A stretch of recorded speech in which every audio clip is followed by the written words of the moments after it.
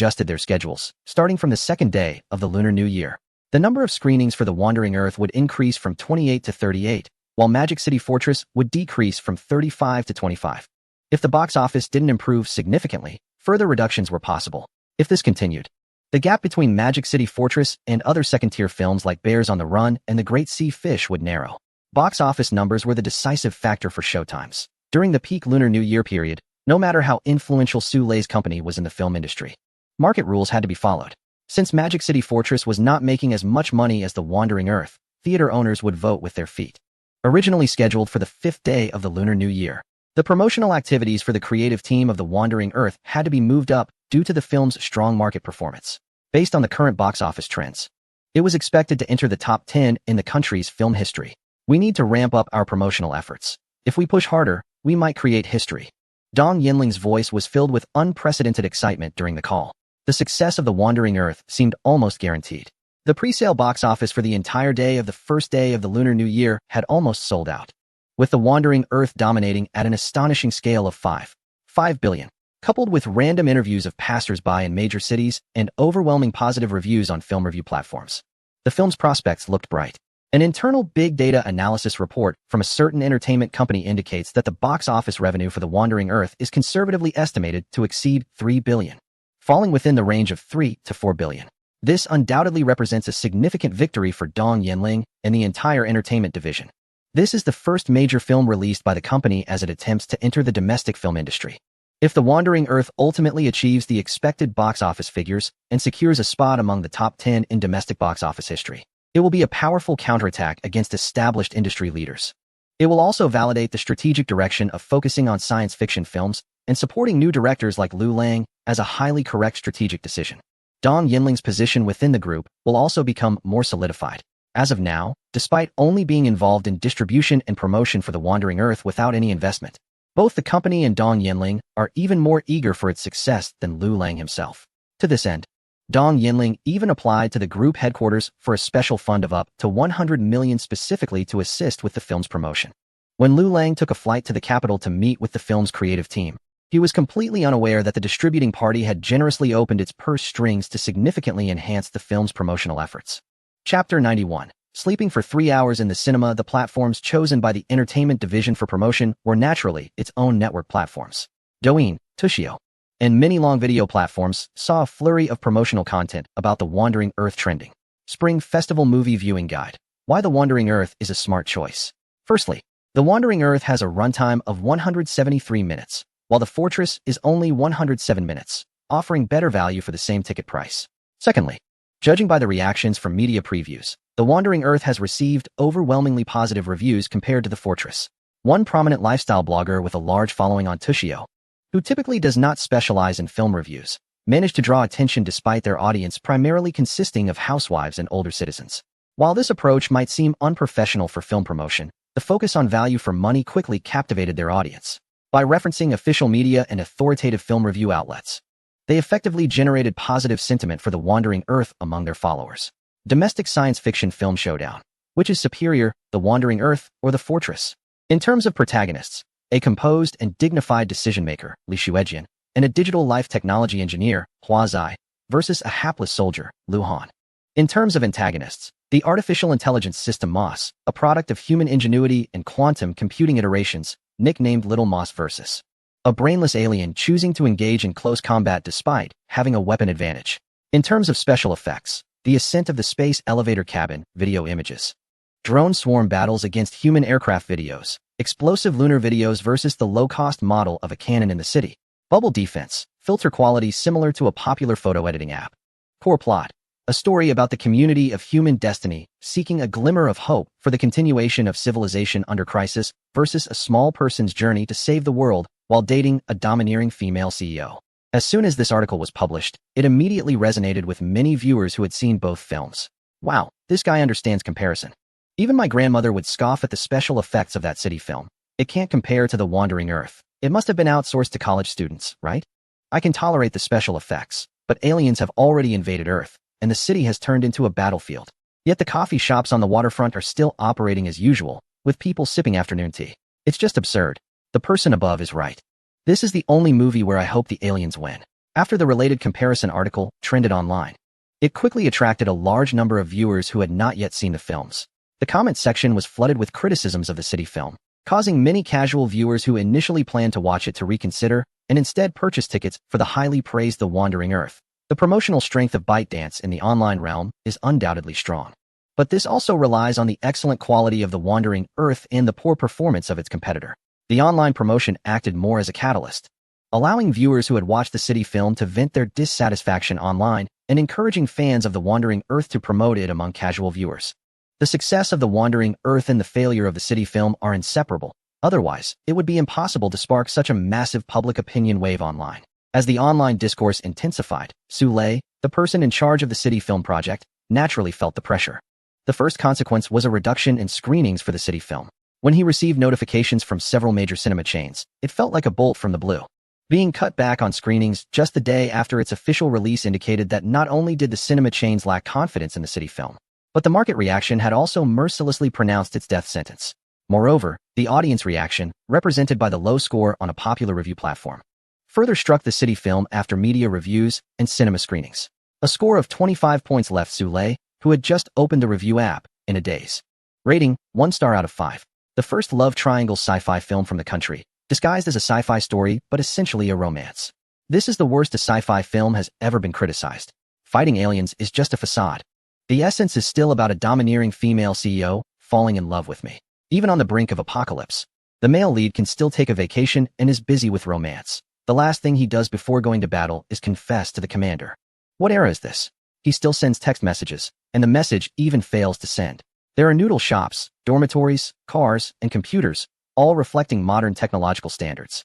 When aliens invade Earth, the city becomes the only hope, without any explanation of what other regions are doing. The Grey Eagle team is portrayed as the sole savior of this city, while it takes dozens of superheroes to fight a major villain in other stories. This narrative places the fate of the world in the hands of just 3 young individuals, suggesting they are even more capable than the iconic hero. One character, as a soldier, keeps long hair, which severely tarnishes the image of military personnel. Are you here to fight, or are you auditioning? If The Wandering Earth opened a door for sci-fi in the country, then Shanghai Fortress seems to have closed it, and even slammed the door on your head. Is it really that bad? Su Lei couldn't accept it for a moment, and couldn't help but click on the page for The Wandering Earth. The rating was 4 stars out of 5. The Wandering Earth single-handedly elevated the country's sci-fi films to a world-class level. This is not a cliched individual hero adventure story, but a grand epic of all humanity. However, with a runtime of 173 minutes, 3 storylines lacking interaction, and a slow pace, it certainly caters to enthusiasts but raises the bar for casual viewers. If there is a sequel, I hope the director and production team can improve on the first film's shortcomings. This is the expectation and blessing from a loyal sci-fi reader. Su Lei scrolled through the comments on The Wandering Earth for nearly a minute before finding the most critical review. Yet, even this review had more praise than criticism, and it still received 4 stars. The overall rating for The Wandering Earth on the platform far exceeded that of Shanghai Fortress, reaching an astonishing 92 points among domestic films. Su Lei fixated on the high score of 92, recalling the critical parts of the earlier review. Unable to help himself, he gave The Wandering Earth a 1-star rating, commenting, "Boring, I slept for 3 hours in the theater." Chapter 92, Roadshow Promotion, 30 Days. 50 Cities. Even though he knew that his 1-star review would have no impact on The Wandering Earth, which had already received thousands of ratings, Su Lei couldn't resist. However, after submitting his review, he felt neither satisfied nor relieved. Instead, he felt increasingly empty.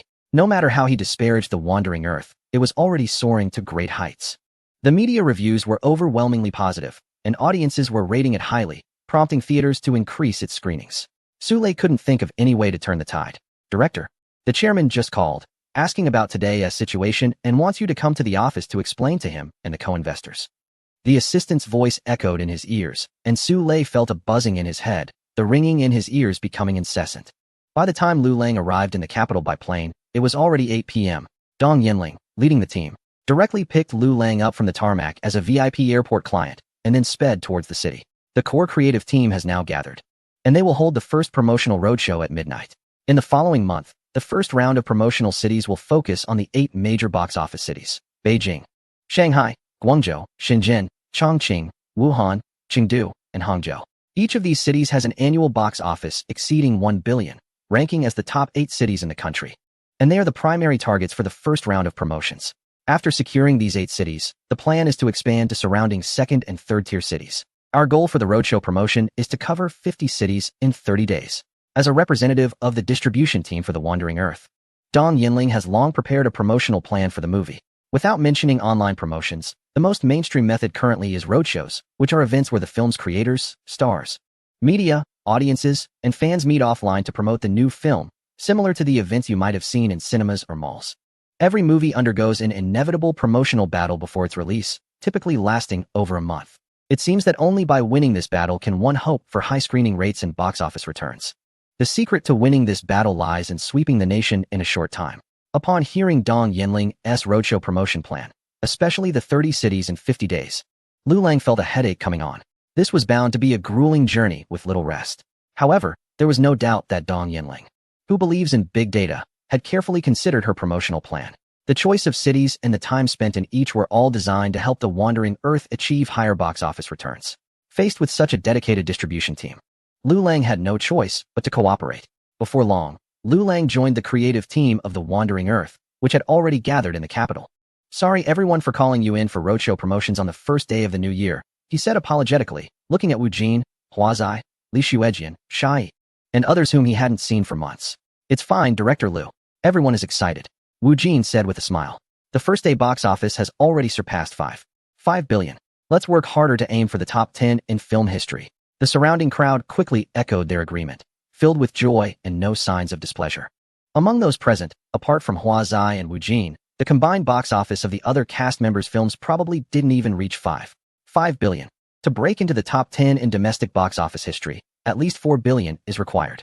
For most of the creative team, this seemed like a dream figure. Now they had the opportunity to contribute to this goal, and everyone was eager to do so. Among the creative team, the ones most surprised by the Wandering Earth box office performance were undoubtedly Wu Jin and Hua Zai. Initially informed by Lu Lang that they would only appear as special guest actors, at most playing supporting roles, they realized after watching the entire film that The Wandering Earth actually has 3 main characters. The 3 storylines of Liu Peiqiang, Tu Hengyu, and Zhou Zhidi are equally significant, indicating that Wu Jin, Hua Zai, and Li Xuejian will achieve a high box office success with this commercial blockbuster, becoming another representative work for them. This will be Wu Jin's most powerful weapon to counter the challenges he faces, and it will also prove Hua Zai's relevance in the new era of the film market. After some casual greetings, they quickly boarded the vehicle to the target cinema upon Dong Yinling's urging. The audience inside the chosen venue for the roadshow was unaware of this arrangement. Therefore, when the creative team of The Wandering Earth appeared in front of the audience after the film ended, the viewers waiting for the post-credit scene were pleasantly surprised. They screamed and cheered, madly taking videos and pictures to share on their social media platforms, expressing their excitement. After a round of introductions, they soon moved to the audience Q&A session. "Hello, Director Lu Lang. I've watched your previous 2 sci-fi short films, and after just finishing The Wandering Earth, I feel that the special effects have made a qualitative leap. Many props in the film are incredibly realistic. I'd like to ask how the special effects were handled. It feels like there's a significant gap compared to domestic films, such as Magic City Fortress. Our budget for special effects was quite ample, and the entire team handled it themselves without hiring those expensive foreign companies, which might have made it more cost-effective." Lu Lang quickly deflected the question with a few words. "You think the special effects are too realistic? Is there a possibility that some of the props actually exist in reality?" Lu Lang smiled and tossed the question back to the audience, leaving them momentarily stunned. Before they could react, Wu Jin immediately chimed in with a joke. "Let me tell you, Director Lu is a live-action fanatic. Did you know? For the space elevator air battle scene, he really sourced 1,000 scale model Predator drones and military fighter jets for filming. And the close-in defense guns were actually firing real ammunition. After one air battle scene, over 100 drones were destroyed. I was nearly dumbfounded on set." Wu Jin's comment quickly garnered agreement from the creative team members. If it weren't for the confidentiality agreement, they would have most wanted to joke about the scenes inside the space elevator cabin. Who would have thought that to film the zero-gravity fight scenes, Director Lu actually tricked them into going to a geostationary orbit over 30,000 kilometers from the ground? It was absolutely outrageous. Chapter 93. The popularity of the frame robot and the clumsy military dog. Listening to the creative team's banter about the director, the audience in the cinema felt intrigued. Lu Lang's persona as a live-action enthusiast left a deep impression on them. Before the audience could react, Lu Lang waved to the staff beside him. And soon 2 uniquely designed props appeared next to the cinema screen. A door-frame robot, a clumsy military dog. The audience gasped at the sight of these 2 movie props. Having just watched The Wandering Earth, They clearly remembered these cool sci-fi gadgets from the film. The doorframe robot, which could withstand tsunami waves, left the audience with a profound sense of security. Meanwhile, the timid military dog, Clumsy, won the affection of nearly all the viewers. Just when the audience thought the crew had only brought 2 model toys from the movie, the doorframe robot began to move in front of them, controlled by Lu Lang. Facing the audience, it switched to defense mode with a series of clicks. Within seconds, the doorframe robot transformed into its full defensive form from the movie, completely stunning the audience. Wow, it actually exists. Director, is the doorframe robot considered merchandise? When will it be available for sale? It's so cool. I want to order one. Director, can this doorframe robot load weapon modules like in the movie? Just asking, no other intentions. The audience buzzed with excitement. The doorframe robot, identical to the one in the film, amazed them. Based on its movements, it clearly exceeded the typical movie prop model. Look, that clumsy military robot dog is so cute. It really looks like a little dog. Soon, some attentive audience members noticed Clumsy nearby the doorframe robot. It seemed a bit shy, huddling next to the big screen, even pulling a towel over its head, as if trying to hide. Clumsy's behavior in the cinema mirrored its role in the movie, eliciting cheers and screams from the crowd. So cute. My heart is melting. Is this available for sale? When will it be on the market? It really expresses emotions through the screen on its head. How amazing. Director, how did you do that? Clumsy doesn't actually have an emotional module, right? The appearance of the doorframe robot and Clumsy was undoubtedly a huge surprise for the audience who had just watched The Wandering Earth. The venue was filled with noise as the audience eagerly questioned the creative team. Their enthusiasm left the host somewhat overwhelmed, taking a while to calm them down. In fact, many movie props, including the Predator drone, doorframe robot, and Clumsy, are not just simple props. In reality, there are functional prototypes of these gadgets. When I was preparing for The Wandering Earth, I had a principle. If a prop could be made, we would make it, and try to avoid using models. If there are scenes that can be shot in real life, use those as much as possible and minimize the use of special effects and CGI. The creative team, who heard Lu Lang's remarks, couldn't help but nod in agreement. He was absolutely right. The director even built a real space elevator at the filming base. In comparison, being able to invite military equipment such as fighter jets and aircraft carriers for assistance in filming hardly seemed exaggerated to the creative team members. After more than half an hour of audience QA, it finally came to the last photo session. The doorframe robot and the clumsy robotic military dog became the most popular photo subjects among the audience. In front of these 2 cool sci-fi props, even stars like Wu Jin and Huazai had to step back a bit, a scene that left the creative team both amused and bewildered. After a screening, a QA session, and a photo opportunity, the audience left the cinema satisfied. They eagerly shared the day's roadshow moments on their respective social media platforms. Friends and relatives in the capital received their promotional shares, piquing curiosity and attracting more people to the cinema. When the roadshow videos filmed by these audience members were uploaded online, they garnered even more attention from netizens. The real-life doorframe robot and clumsy military dog sparked further discussions online. Amid the lively exchanges among netizens, The Wandering Earth also received broader publicity in an invisible way. After finishing the promotion at this cinema, under the leadership of Dong Yinling's publicity team, The Wandering Earth creative team quickly headed to 2 more cinemas in the metropolitan area. Each roadshow event took about an hour and a half, and they concluded the first day's promotional activities around 1 in the morning. Nearly 2,000 audience members. After the close-up promotion by The Wandering Earth creative team, would share their love for the film with tens of thousands of relatives, friends, and colleagues in their social circles. Videos of The Wandering Earth roadshow team also started appearing online. Today's 3 promotional events could be deemed a complete success. Everyone was reminded to rest and sleep early, as tomorrow morning they would take a flight to the next city for continued promotion. The goal for tomorrow was 2 cities, with at least 8 cinemas, shopping malls, or schools. Dong Yinling excitedly shared the roadshow plans for tomorrow with the creative team. Except for Li Xuejian, who couldn't participate fully due to age and health reasons, the rest of the creative team would engage in this 30-day, 50-city roadshow promotional plan. Although the task was not easy, no one backed down, as this opportunity was hard-earned. Lu Lang, like the rest of the creative team, quickly washed up and fell asleep. After barely 6 hours of sleep, he was woken up by assistant director Lin Hao. Langgu, wake up, stop sleeping. How can you sleep through this? It's 800 million. Including today's online ticket sales, it's 800 million. Today's total box office is bound to break 1 billion. Lu Lang struggled to wake up, still drowsy. And as soon as he opened his eyes, he saw the extremely excited Lin Hao. Howsy, have you taken some sort of stimulant? I just downed 5 bottles of energy drink, and I feel like I could take on a bull right now. When the creative team members boarded the bus, waiting to head to the next promotional location, Dong Yinling approached Lu Lang with a somewhat strange expression and shared some news with him. Chapter 94. Go Screen Box Office. There may have been some manipulation of the box office data from Magic Metropolis Fortress. Upon hearing Dong Yinling's words, Lu Lang, who was still a bit groggy, was taken aback. What do you mean? From midnight to 4 in the morning, the box office for Magic Metropolis Fortress skyrocketed from 1.2 billion to 2.4 billion, she explained. This data was illogical and too bizarre. On its opening day, including pre-sale data, Magic Metropolis Fortress had only accumulated 1.2 billion in box office revenue. Yet, during the midnight showings, which are typically the quietest time for theaters, the box office doubled so dramatically? Anyone with a slight understanding of box office operations could see the issue here. Are they inflating the numbers? Lu Lang quickly realized. Dong Yinling nodded, clearly agreeing with his assessment. She then showed Lu Lang some videos posted by users on a social media platform. Guys, this is crazy. In my small, remote Northwest city, the midnight showings of Magic Metropolis Fortress are completely sold out. I was curious and went to check, but there wasn't a single soul inside. It's terrifying. I have an even crazier story. Starting at 1 a.m., there's a showing of Magic Metropolis Fortress every 10 minutes, all packed, and it's always the same theater. Are these ghost screenings just reserved by fans of Luhan? I don't understand, but it's shocking. Strangely, it seems that all the theaters with ghost showings are under Huai's banner. Is the production team of Magic Metropolis Fortress manipulating the box office? Many netizens shared screenshots of their online ticket purchases.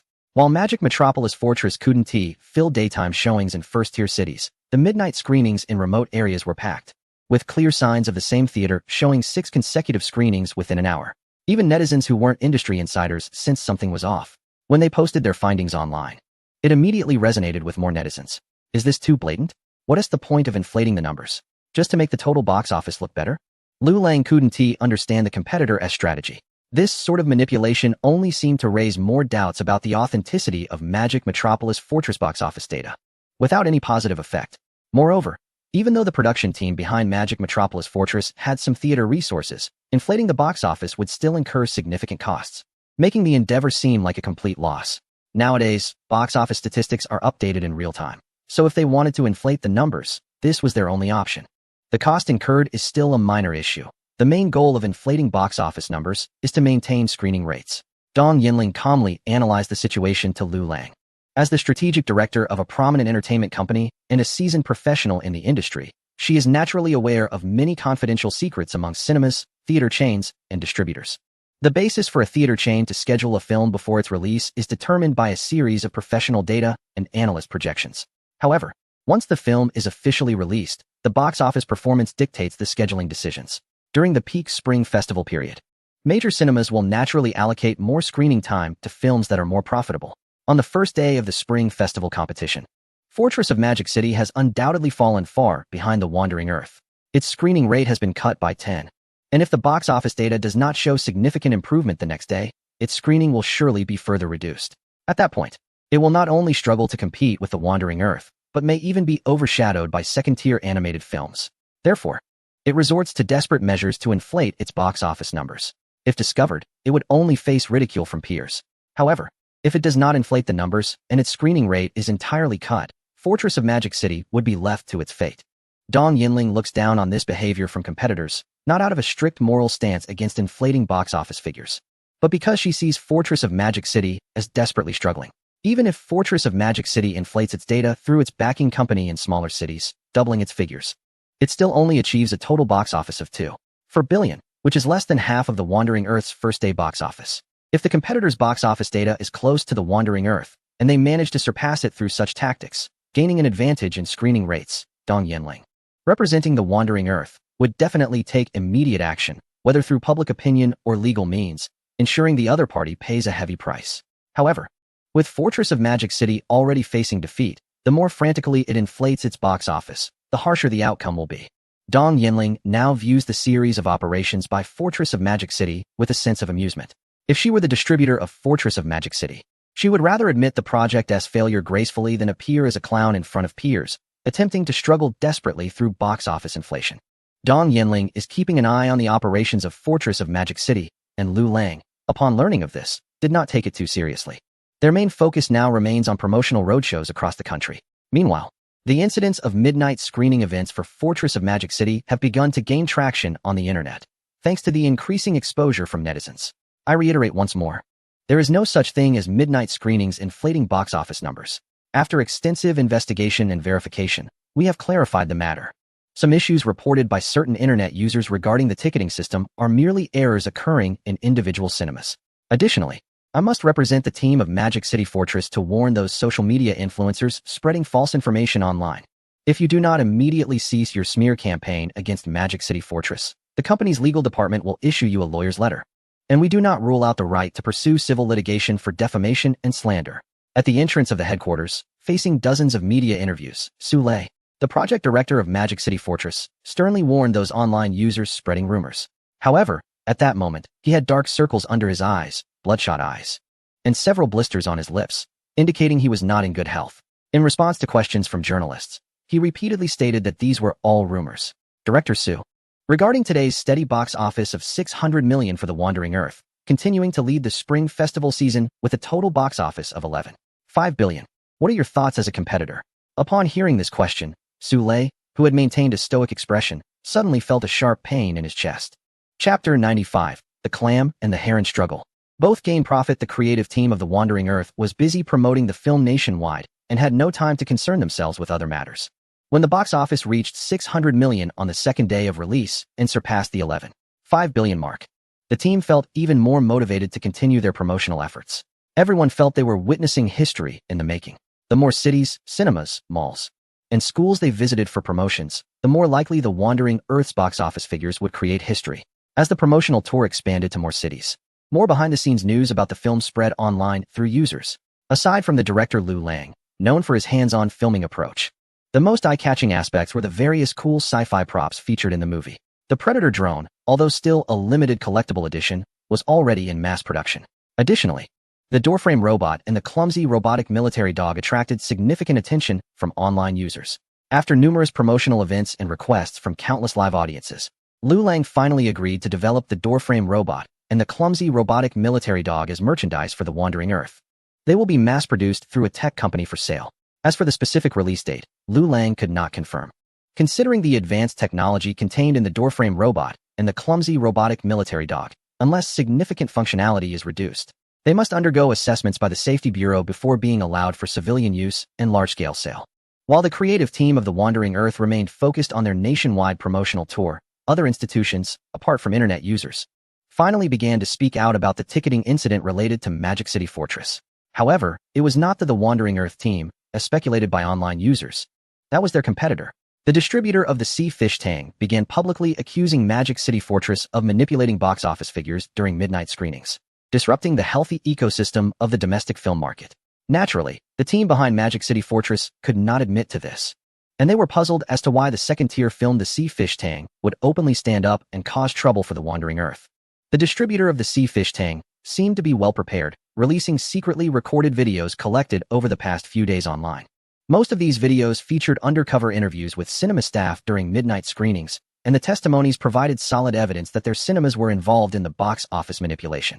Various illogical full house midnight screenings, along with outrageous figures like a single screening lasting only 5 or 10 minutes, were also exposed. Furthermore, these cinemas were all part of the chain owned by the investor of Magic City Fortress. With the evidence being so compelling, the team behind Magic City Fortress found it hard to defend themselves.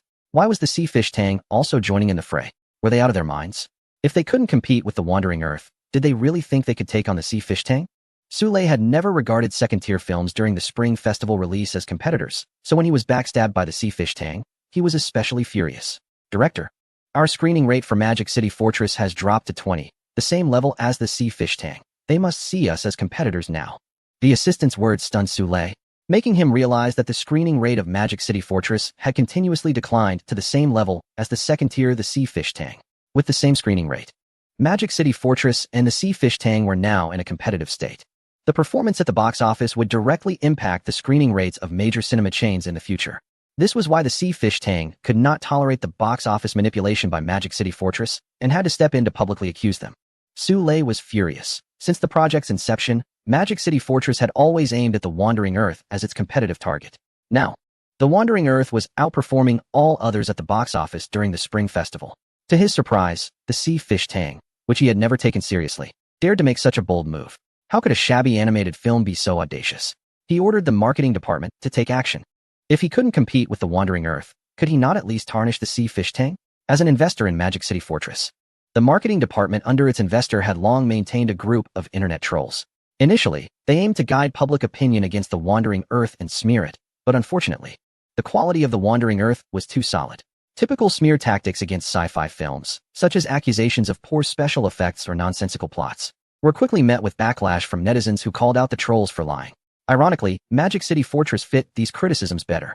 This left the company's marketing department's trolls feeling helpless. The harder they attacked, the more damage Magic City Fortress seemed to incur.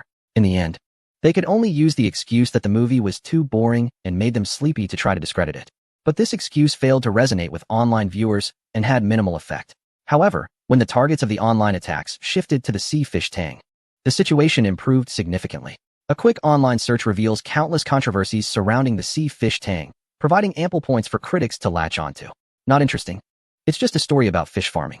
I suggest everyone tune into Central Channel 7 to watch wealth creation.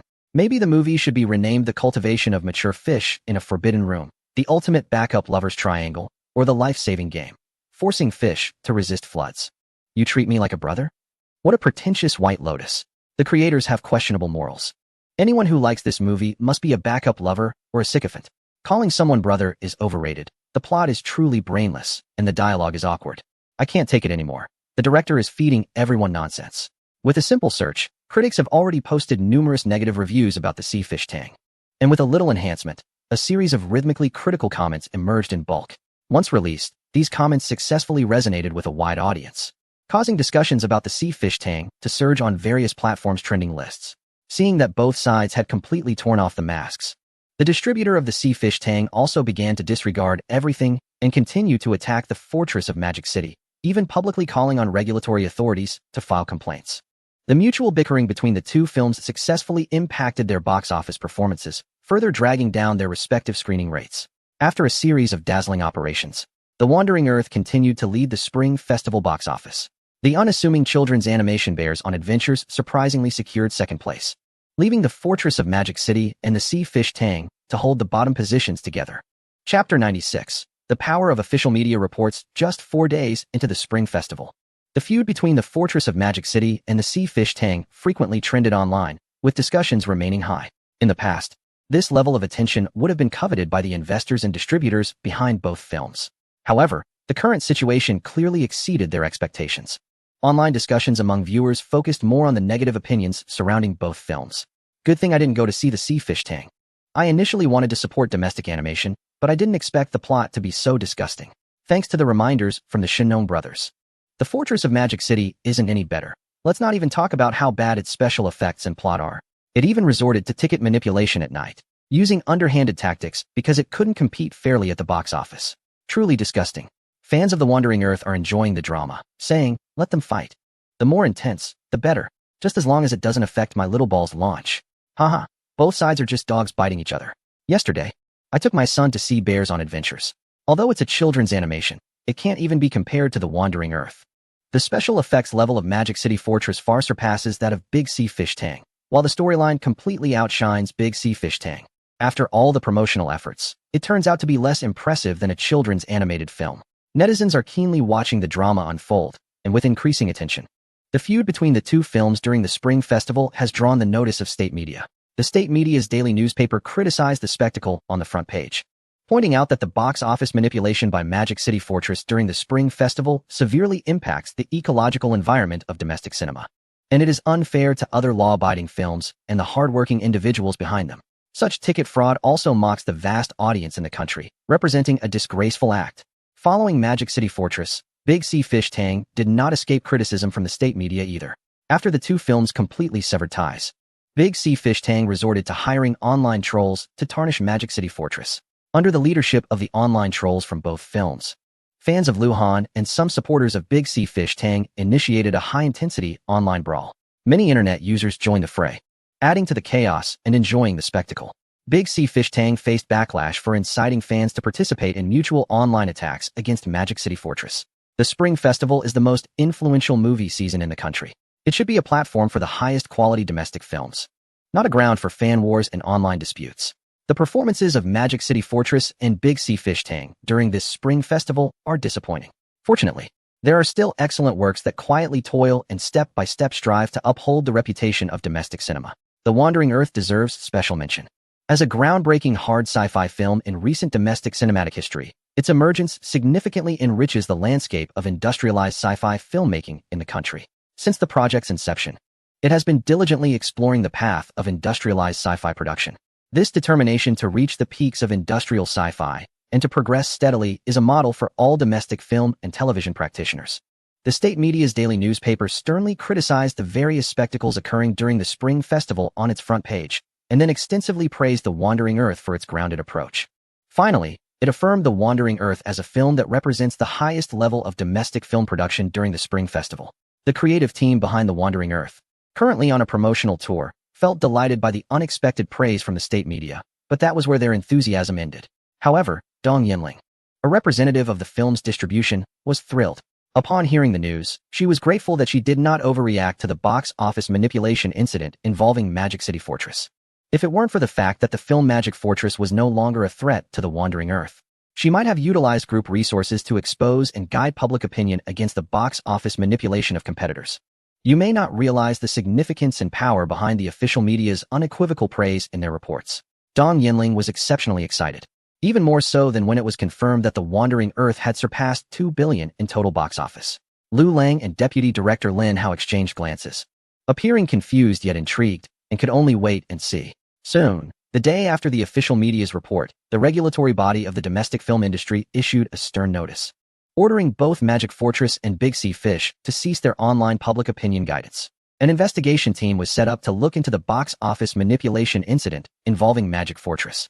All theaters involved had their screening qualifications suspended and were ordered to stop operations while cooperating with the investigation.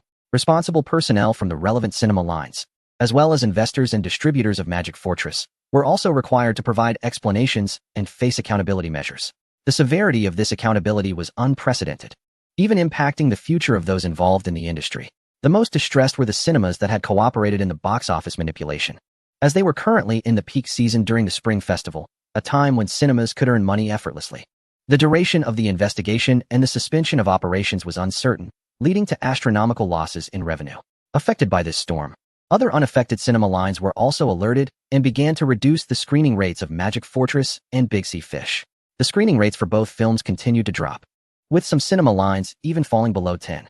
The previously chaotic online disputes quickly subsided without the guidance and incitement from the professional teams of both films.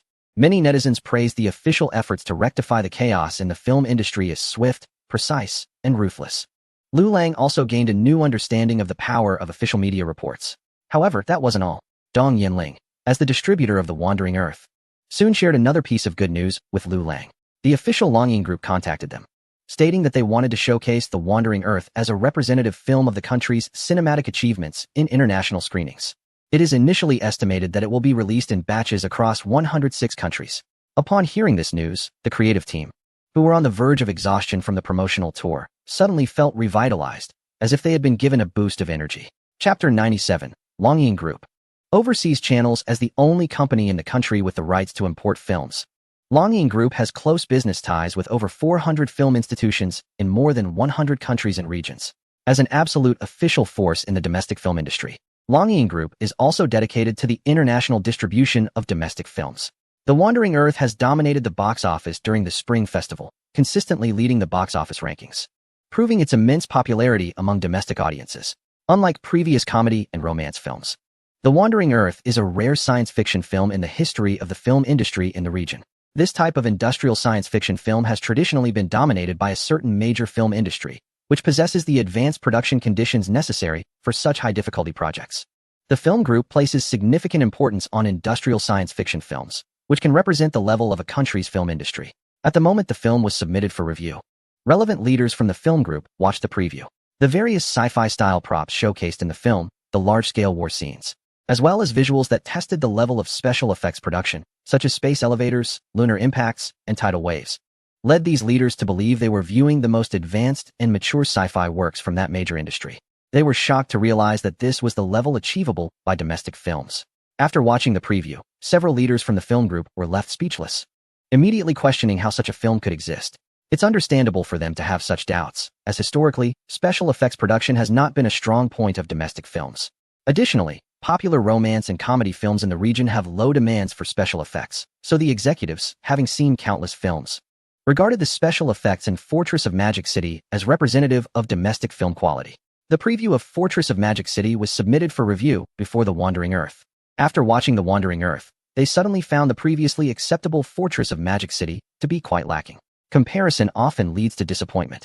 Without the appearance of The Wandering Earth, Fortress of Magic City would have been merely a mediocre sci-fi romance film with regional characteristics. However, with The Wandering Earth surpassing Fortress of Magic City in special effects, storyline, and core themes, everything changed. Mr. Han, we have investigated. And the director Liu Lang of The Wandering Earth used original material for the script, shot design, and special effects production. The main creative team, including logistical staff, consists entirely of domestic members, except for a few specialty actors. The special effects were also produced in-house. The chairman of the film group, referred to as Mr. Han, appeared surprised upon hearing this. He did not expect such high-level film special effects to come from an entirely domestic creative team. Yes, Mr. Han. Director Liu Lang had previously released 2 sci-fi short films online, showcasing his level of special effects production. He even won an International Sci-Fi Award for one of those shorts. Upon hearing this explanation, Mr. Han nodded repeatedly, recalling his impression of Liu Lang's achievement with the award. Moreover, we consulted the filming base of The Wandering Earth, and it seems that they received assistance from the military during the shoot. There are security personnel responsible for patrols near the filming site, but due to restrictions on information access, they did not disclose specific details to us. It is possible that the military used the filming base to test new weaponry during exercises, speculated the leader in charge of the investigation. Mr. Han raised his hand to stop his subordinate's speculation. This matter is not something we should inquire about at Longying. If there are confidentiality requirements, we should avoid putting our partner organizations in a difficult position.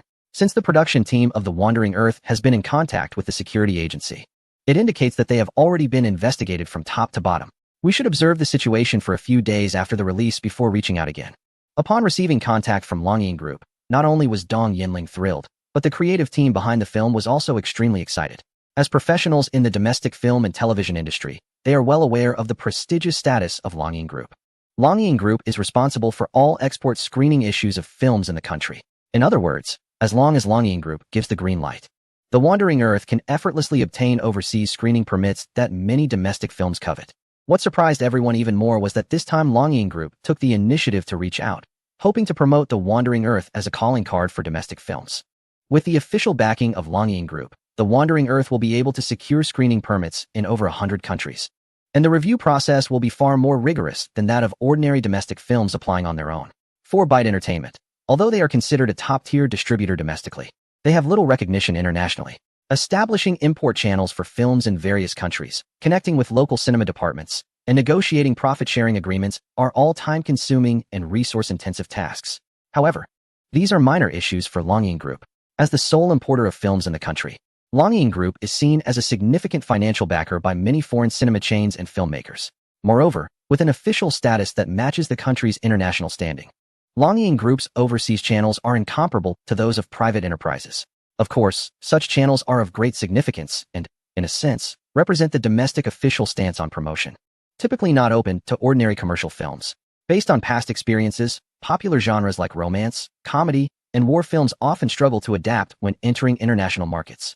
The choice of The Wandering Earth this time was primarily due to its high quality, which showcases the top-level film production capabilities of the country. As a somewhat hardcore industrial sci-fi film, its core theme is the unyielding spirit of human civilization in the face of disaster, emphasizing unity among nations to overcome challenges. In terms of thematic depth, it far surpasses other domestic films filled with romance and fame. From the perspective of Longying Group's leaders, The Wandering Earth is a rare film that achieves international production quality while also serving as a high-quality promotional tool. Following the proactive outreach by Longying Group and the active coordination with Byte Entertainment, the export version of The Wandering Earth was quickly produced. Within just 2 weeks, it successfully premiered in several Southeast Asian countries through Longying Group's overseas channels. Soon after, it will also be released in various regions, conducting screenings worldwide. Chapter 98, National Voter and Award Selection. Domestically, the film The Wandering Earth achieved an astonishing box office of $2.5 billion in its opening week, firmly securing the top spot among 4 films during the Spring Festival. Boonie Bears also quietly garnered nearly $1 billion in box office revenue as the only children's film, coming second to The Wandering Earth. As for Shanghai Fortress and The Great Sea Fish Tang, They were quickly abandoned by major cinemas following the exposure of scandals arising from their mutual competition. The screening rate for both films dropped to the lowest, with total box office earnings of only $3.8 billion and $400 million, respectively. Given this trend, losses were inevitable. Following reports from state media and the promotion by various film media online, the popularity of The Wandering Earth continued to rise domestically. Many viewers who were originally uninterested in science fiction films began to curiously enter theaters to see what made this highly praised film so appealing. 2 weeks after the film's release, after discussions between Dong Yinling and Lu Lang, the focus of The Wandering Earth promotion shifted from being the first domestic hardcore science fiction film to highlighting stars like Hua Tsai and Wu Jin. In a sense, these actors are also popular stars in the country. Once the promotional focus turned to them, many older viewers who grew up watching Hong Kong films were also attracted to the cinema. Additionally, companies like DJI and XCMG, which had previously collaborated with The Wandering Earth, began organizing employee viewing events. Particularly after receiving positive recognition from state media, numerous state-owned enterprises across the country began voluntarily organizing screenings for their employees. DJI, a globally leading high-tech company, has over 14,000 employees. However, large labor-intensive industrial enterprises have even more astonishing numbers, often reaching tens of thousands. With the efforts of dozens of companies and even more state-owned enterprises, the box office of The Wandering Earth began to rebound strongly after 2 weeks of release, with daily earnings once soaring to an impressive $400 million. After a period of screening during the Spring Festival, the reputation of the 4 films gradually stabilized, and a large audience had accumulated from watching them. Emerging internet celebrity film critic Bai Fei finally began his planned actions, hosting the first Golden Film Cup film selection. The selection period for the Golden Film Cup encompasses the end of each year's Spring Festival, aiming to identify the worst works in the film industry over the year. As the first and most important edition, Bai Fei certainly could not overlook the malicious competition between Shanghai Fortress and the Great Sea Fish Tang during this year's Spring Festival, which was quite a topic of discussion compared to previous editions. To ensure the fairness of the Golden Film Cup award selection, Bai Fei chose to conduct online voting among netizens. Moreover, funds were allocated to hire an authoritative notary office for full supervision, ensuring the fairness and justice of the Golden Spittoon Award. The prize for the Golden Spittoon Award is a trophy made of pure copper plated with gold, weighing 5 kilograms, and resembling a spittoon. The material cost of a single trophy is around 100,000. The selection process will be broadcast live online, allowing every internet user to participate. Even if the winning film's representative does not come to collect the award, the trophies will be displayed in a showcase, brought out each year for the public to admire. When this news was announced online, it unsurprisingly sparked a huge reaction. Wow, is this guy for real? He actually created a Golden Spittoon Award? This is hilarious. Nationwide voting? Interesting. Hurry up and open the voting portal. I want to vote for the movies that disgusted me. This Golden Spittoon feels similar to the foreign Golden Raspberries. I doubt anyone will come to collect the award, but the voting participation is nationwide, which seems fairer. Wait, I remember the organizer Bai Fei directed Chasing Dreams in the entertainment circle, which many consider a terrible film. If he dares to include his own movie in the selection, I'll acknowledge the fairness of this Golden Spittoon. There were various opinions from internet users, with many expressing interest in participating in voting for the worst films. However, many others questioned the identity of the organizer Bai Fei, as his film Chasing Dreams in the entertainment circle is viewed by many as a bad movie. Soon, Bai Fei took action to dispel the users' concerns. When the pre-selection list for the Golden Spittoon award-winning films was announced, users found Chasing Dreams in the entertainment circle on it. Other films included Fortress of Magic City, Big Sea Fish Tang, Bears on the Run, The Wandering Earth, and a series of films released in the past year. Impressive. Bai Fei is really something, daring to put his own bad film up for selection. Director Bai is all about sincerity. Although I criticized him before, this time he has truly earned my respect. Director Bai is a real man, playing it straight. Just for that, I'll vote for your film. No wait, I made a mistake. I should vote for Fortress of Magic City. Countless users logged onto the voting website after it was released and voted for what they considered the worst film of the past year. Watching more and more people recognize and participate in his Golden Spittoon award selection, Bai Fei felt even more excited than when he received the limited edition sports car from his father. It was the first time he felt he was doing something truly meaningful. Purifying the domestic film environment is our duty. To all the voters, don't feel obligated to spare my feelings. If you think Chasing Dreams in the entertainment circle is worse than all the films above, feel free to vote for it. Director Bai, I'm not used to you not criticizing others now, although I really want to vote for you this time. Fortress of Magic City needs my vote more than your Chasing Dreams in the entertainment circle. Brothers, is there anyone else like me who has been a sycophant? Join me in voting for Great Sea Fish Tang. Those who blindly follow should not be exhausted. Countless internet enthusiasts, fan communities, and bystanders have joined this nationwide voting frenzy. The Golden Spittoon Award has unexpectedly gained rapid popularity, dominating trending topics on major social media platforms. With countless votes from netizens and viewers, Magic City Fortress is leading the way, while Great Sea Fish Tang follows closely behind. Surprisingly, By Phase Chasing Dreams in the entertainment circle has fallen outside the top 10, and The Wandering Earth is nowhere to be seen. As the domestic internet experiences the voting frenzy sparked by the Golden Spittoon Award, The Wandering Earth has quietly premiered in East Asia and Southeast Asia. Chapter 99. The shock of the audience in Han Country, Seoul. In the bustling commercial district of the capital, there are numerous promotional materials for the film, including giant posters and videos on shopping mall screens. The visuals show thrilling sci-fi snippets of the space elevator battle and the moon-falling crisis, causing passers-by on the streets and in malls to stop and take notice. The Wandering Earth? I haven't heard of any recent Hollywood movie by that name. Did you see?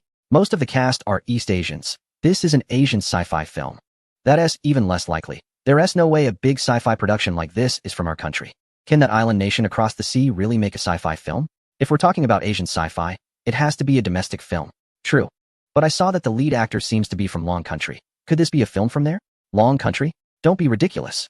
Can they really produce a sci-fi film? In Han Country, the public is famously confident, even inflated, about their entertainment industry. Especially after a few films received recognition from prestigious awards, they began to see themselves as the leaders of Asian cinema, disregarding films from other Asian countries. Therefore, when they learned that this visually stunning sci-fi film was actually from Long Country, many found it hard to believe. A movie ticket isn't expensive, so many people, skeptical and critical, bought a ticket to enter the cinema. Initially, no one paid much attention to the disaster depicted in the film.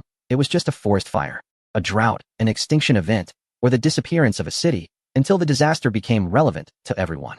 The opening narration immediately captured the audience's attention, though some thought it was just a gimmick. The appearance of a vertical takeoff and landing J-20C fighter jet caused some viewers to frown. That's a fifth-generation fighter jet from Long Country. Our country has them too. A male viewer explained dismissively to his female companion. Oh, so we can also produce such advanced fighter jets? Seeing his companion's excited expression, the male viewer felt a bit embarrassed. Almost. It's a fighter jet from our country's strategic partner, acting as our bodyguard. Before the audience in the cinema could comment on this, the movie quickly reached its first climax, the space elevator battle. As the viewers followed the camera's perspective, experiencing the elevator's vertical and rapid ascent, the space elevator, rendered with special effects, appeared as a colossal wonder, delivering a profound impact to the audience. Soon after, the screen was filled with countless drones in a swarm formation, and the hearts of the audience began to race in sync with the background music. In the next moment, the overwhelming swarm of drones launched an attack on the ground base of the space elevator. The close-in weapon system fired continuously at the drones in the sky, like a relentless stream of lasers. In the footage, every second saw countless bullets and projectiles roaring through the air, with explosions and plumes of smoke rising. This scene reached its peak when the human-piloted fighter jets joined the battle. As the space station above the space elevator fell to the ground like a meteor from the heavens, the audience felt as if their hearts were gripped tightly by a giant hand before slowly being released. Listening to the soul-stirring female vocals while watching the massive space station slowly yet inexorably descend, all the viewers were deeply moved. Is this the latest sci-fi film from the Dragon Kingdom? I admit it's even better than I imagined. However, the best sci-fi film in Asia is still Our Train to Busan. The visual effects are impressive. It must be the work of either Industrial Light Magic or Weta Workshop, right? It's a bit strange. Why didn't our country's fighter jets participate in the counterattack later on? Stop talking, let us keep watching. It was finally a comment from a student from the Dragon Kingdom that silenced the few people from the cold country who were discussing. Next, the film moved on to the implementation of the Mountain Moving Project and the digital life plan led by a prominent character. The Mountain Moving Project ultimately evolved into the Wandering Earth Project, aiming to build 10,000 planetary engines to lead Earth away from the impending helium flash crisis in the solar system to a new home 2,500 years later. This seemingly fantastical endeavor, unprecedented in human history, once again left the audience in awe. Don't forget, in ancient times, the Dragon Kingdom built the Great Wall, stretching over 20,000 kilometers. They also redirected the water from the Southern River to the north through manually constructed canals. Building 10,000 planetary engines for a journey of 2,500 years, they might actually pull it off. I still think the Digital Life Project is more reliable, storing human consciousness in machines and then launching it into outer space. Once we abandon our physical bodies, leaving the solar system won't be that troublesome. If that space station isn't destroyed, perhaps we could build a giant arc spaceship, selecting human elites as the seeds of human civilization, just like in the movie 2012. Uncle, if it really comes to that, do you think you would be chosen as an elite to join this arc spaceship, or would you end up like those protesters, ultimately becoming part of the rebellion? The uncle, who had been talking confidently, was momentarily taken aback by the international student's question. He thought of his profession as a piano teacher. Maybe, just maybe, there would be a need for a piano teacher among the human elites. He was still uncertainly contemplating his future as a piano teacher in a post-apocalyptic scenario when the movie reached its climax, depicting the crisis of the moon falling. With the moon about to collide with Earth and global nuclear bombs being detonated on the moon, a series of events unfolded rapidly, delivering continuous shocks to the audience in the cinema. The countdown to unlock global nuclear codes, restore worldwide internet connectivity, and ultimately, at a critical moment, astronauts from various countries choosing to step forward and sacrifice themselves to manually detonate the nuclear bomb on the moon moved many emotional viewers to tears. When the movie finally ended, the audience realized they had come to the conclusion. Although they had blind confidence in the film industry of their own country, the high quality of The Wandering Earth made them acknowledge that their nation finally produced a sci-fi film worth showcasing. I declare that The Wandering Earth is the most exciting foreign sci-fi film I've ever seen. The last time I felt this way was with Japan's Sinks, Chapter 100, landing in North America. Cultural invasion, it's a bit strange. I always feel like this action should be led by people from a certain country. And it feels odd that it's now led by people from our country. Also, there are no scenes featuring our country. This is really unreasonable. Why not? Isn't the villainous woman in the space elevator one of them? It's frustrating. Why does that island country across the sea get to appear, while our country has no presence at all? The only appearance was as a villain. After the movie ended, the audience continued to discuss it animatedly. Unlike the viewers in their own country, they were more concerned about the lack of plot elements related to their country in the film. Occasionally, there were some opinions about the leadership of the Wandering Earth operation by their compatriots. Aside from the local domestic sci-fi films, The Wandering Earth can be considered one of the finest among many foreign sci-fi films. With the support of local cinema promotions, a wave of enthusiasm for watching The Wandering Earth quickly swept through. Thanks to its good reputation among imported films, millions of viewers flocked to theaters to watch The Wandering Earth within just a few days, contributing impressive overseas box office results, not only in certain regions, but also in a large number of foreign markets in East Asia and Southeast Asia, where it premiered simultaneously. The Wandering Earth received high acceptance and excellent word-of-mouth feedback. Unlike previous export films from the country, the strong sci-fi style of The Wandering Earth presents fewer cultural barriers compared to romance or comedy films. Foreign audiences are not concerned with local customs or popular cultural references, making it difficult for romance and comedy films to resonate with those outside the local cultural sphere. In contrast, the sci-fi concepts in The Wandering Earth, such as the space elevator, predator drones, and digital life project, easily capture the interest of foreign viewers. Consequently, the box office for The Wandering Earth in overseas markets has continued to rise, first in regions like Hong Kong, Macau, and Taiwan, then in East Asia and Southeast Asia. As the initial response from foreign markets improved, subsequent overseas cinemas became more proactive in promoting the film. For all cinemas, there is no one who would refuse a good film that can help them make money. Soon, thousands of theaters across major cinema chains in North America began screening The Wandering Earth, and over time, more and more cinemas joined in. Europe followed closely behind, with thousands of theaters across dozens of countries also starting to show the film. In a short time, The Wandering Earth dominated the box office charts in mainstream cinemas across Europe and North America during the typically slow season after the Spring Festival. In the past, I had a brief interaction with the director of The Wandering Earth when I awarded him at the Starlight Awards. Based on the quality of his award-winning sci-fi short film, I am not surprised that he could direct a sci-fi film of such caliber as The Wandering Earth. I hope many of my colleagues in the film industry can set aside their condescension if they focus solely on special effects without refining the script and storyline. One day we may find ourselves being caught up by emerging film markets from the country. Christopher Nolan, as a top sci-fi film director in the world. Nolan's words caused quite a stir in the North American film industry. Hollywood is recognized as the premier film production hub globally, and many directors and producers in North America have never regarded filmmakers outside Hollywood with much respect.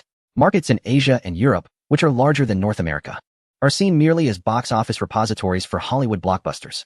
However, top directors like Nolan can see the underlying crises hidden beneath Hollywood's glamorous exterior. In recent years, superhero films produced by Hollywood have been selling well worldwide, like an endless gold mine, with individual films grossing hundreds of millions or even over $1 billion globally. More and more film companies have begun to taste success by investing in these widely appealing superhero films, which have a recognizable production model and a high return on investment. The production of films and the performances of actors are increasingly reliant on special effects. However, as the number of these films continues to grow, global audiences are beginning to experience fatigue with superhero movies. When those familiar heroes and roles gradually fade from the big screen, many nostalgic viewers are not convinced by the successor actors introduced by film companies. Moreover, with the rising number of superhero films, the mediocre and even problematic plots of these movies are making audiences increasingly impatient. The top special effects studios in Hollywood have always been a stronghold for the region's dominance in the global film market. But as viewers grow more impatient with political correctness and formulaic plots, this stronghold is becoming increasingly precarious. It is at this moment that The Wandering Earth emerged. Many Hollywood filmmakers, including Nolan, had to admit that they were completely shocked after watching The Wandering Earth. As insiders in the Hollywood film industry, they are well aware that the level of special effects showcased in The Wandering Earth is not only on par with, but even surpasses that of Hollywood's top special effects studios. Their once proud stronghold suddenly lost its advantage. Furthermore, the avant-garde sci-fi concepts presented in The Wandering Earth, along with its exploration of digital life and the rigorous, even harsh scientific theories that support it compared to superhero films, left Hollywood peers in astonishment. This is a film that truly poses a threat to Hollywood's dominance in the global film market. Without its leading position in industrialized special effects production, how much longer can the Hollywood film market, influenced by political correctness, maintain its lead? This question looms large in everyone's minds. After The Wandering Earth was released in major North American theaters, it achieved a box office of tens of millions of dollars on its first day, instantly topping the box office charts for films released at the same time. As a non-local film, The Wandering Earth undoubtedly delivered an impressive box office performance. Such remarkable results naturally garnered more attention. Many newspapers and media outlets expressed concerns, with some extreme media even suggesting that the release of The Wandering Earth in North America represents a calculated cultural invasion. Chapter 101. An opportunity to connect. Hearing the claim that The Wandering Earth is a cultural invasion of North America left Liu Lang stunned for a while before he reacted. The North American region, which has relied on Hollywood's strong cultural hegemony in global film exports, surprisingly applied this term to The Wandering Earth. For a moment, Liu Lang was unsure whether this was a compliment or a criticism. The Americans are scared. The assistant director, Lin Hao, didn't think too much about it and was thrilled with the performance of The Wandering Earth in the North American market. To be honest, Brother Lang, when I just graduated, I thought I would only ever be a director of mediocre dramas. Who would have thought I would later be involved in such an incredible film? Thank you for treating me like a buddy and giving me a hand. This was Lin Hao's first heartfelt expression after completing the filming of The Wandering Earth. In the eyes of the directing students at the Film Academy, everyone is exceedingly envious of Lin Hao's incredible luck. He managed to secure the position of assistant director thanks to his connection with Liu Lang. This assistant director role carries significantly more weight than the one held by Bai Fei in Chasing Dreams in the entertainment industry. The Wandering Earth has already surpassed $4 billion in real-time box office earnings domestically, and this has happened in less than a month, breaking the estimates of numerous seasoned film data analysts. It is even expected to reach the staggering figure of $5 billion, potentially becoming the biggest dark horse in domestic film history. What is even more astonishing is that this is just Liu Lang's directorial debut on the big screen. The benefits this phenomenon brings to all crew members are immeasurable. As an assistant director who worked on The Wandering Earth, Lin Hao could easily secure an investment of $20 to $30 million without any responsibility, should he choose to do so. This is the power of a blockbuster film, and it represents the dream target for countless domestic film industry professionals. Discussions about The Wandering Earth continue in North America. Among authoritative media outlets, The New York Times was among the first to criticize the film, giving it a mere 30 out of 100 rating. The article was filled with subjective and biased remarks, accusing The Wandering Earth of presenting a convoluted storyline that spans nearly 3 hours, an underdeveloped theme, and chaotic, clearly approved subtext. Regarding the scene featuring a nuclear explosion on the moon, The New York Times described it as a ridiculous and foolish narrative idea. In the end, they stated that this sci-fi film was tripped up by its dramatic plot and overt nationalist messages, declaring it not worth watching. News of this criticism reached the domestic audience, inciting anger among many who had seen The Wandering Earth. Nationalism? Oh yes, the usual double standards are evident even through the screen. I don't know what The New York Times defines as ridiculous and foolish, but perhaps in their arrogant and biased view, a purple potato spirit that can eliminate 50 humans with a snap of its fingers fits within the realm of normal theory? In Titanic, when the choice was to save only a small number, no one criticized the decision to let women and children board the lifeboats.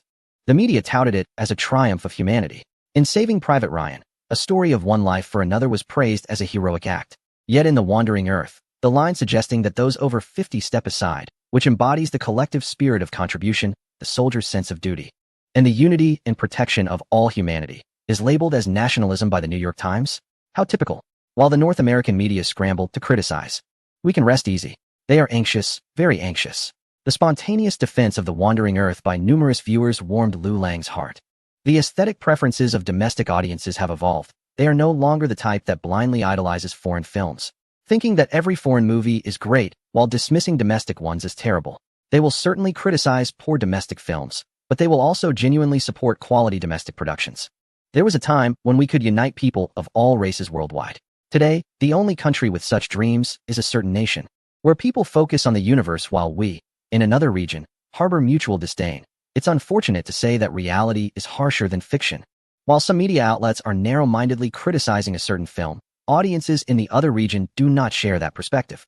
Reviews of this film online have largely been positive, with critics and viewers alike praising it after watching.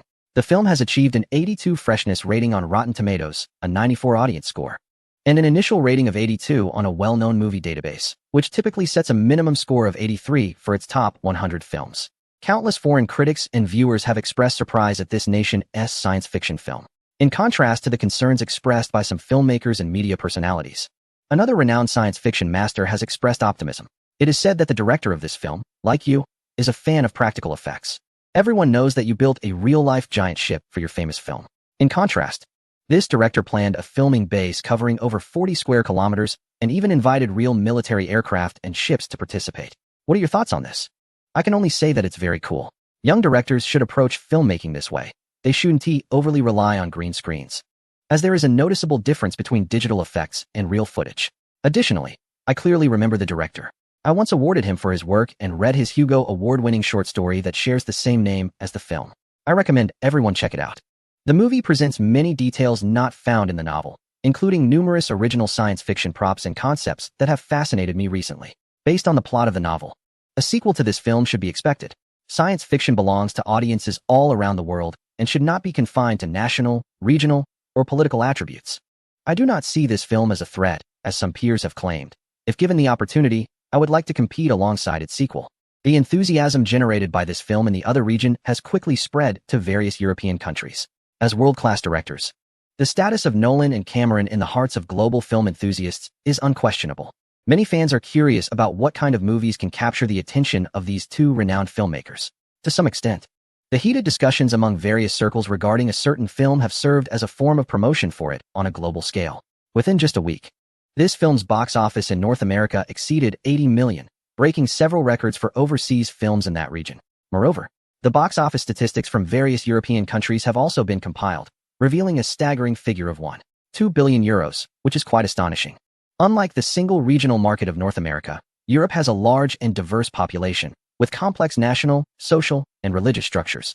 Even neighboring countries can exhibit significant differences in their preferences for the entertainment industry due to varying customs and traditions, not to mention the film products from East Asia. Therefore, when the box office performance from Europe and North America returned home, even the most optimistic domestic critics were thoroughly shocked by the film's overseas success. How could the box office figures be so exaggerated?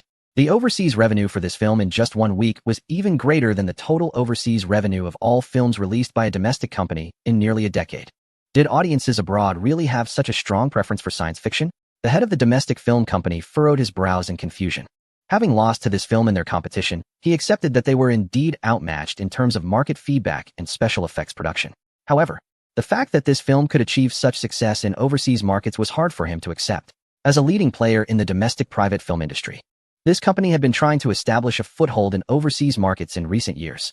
They had experimented with various genres, including crime dramas, historical court dramas, action films, martial arts films, and war films, incorporating many popular overseas elements, and even spending large sums to invite well-known foreign actors to participate. Yet, apart from a few action films that garnered a few 100,000 to a couple of million in box office due to curiosity from overseas audiences, most others received little to no response and ended quietly. After 1 or 2 attempts, the head of the company could still comfort himself by saying they hadn't found the right genre. But after 10 consecutive years of the same results, he had to start questioning whether there was an inherent issue with domestic films. Gradually, many filmmakers, including those at this company, stopped dreaming of promoting domestic films to the world and instead focused on producing short-cycle, cost-effective blockbusters featuring popular stars, quickly and efficiently reaping profits from domestic audiences. However, just when they had resigned themselves to the lack of opportunities for domestic films, the overseas box office data for this particular film's first week completely slapped them in the face. This left the head of the company, who had dominated the domestic film market for decades, struggling to accept this reality. The CEO couldn't help but frown at the words of his subordinate. Do you think those foreign audiences are as easy to deceive as the domestic ones?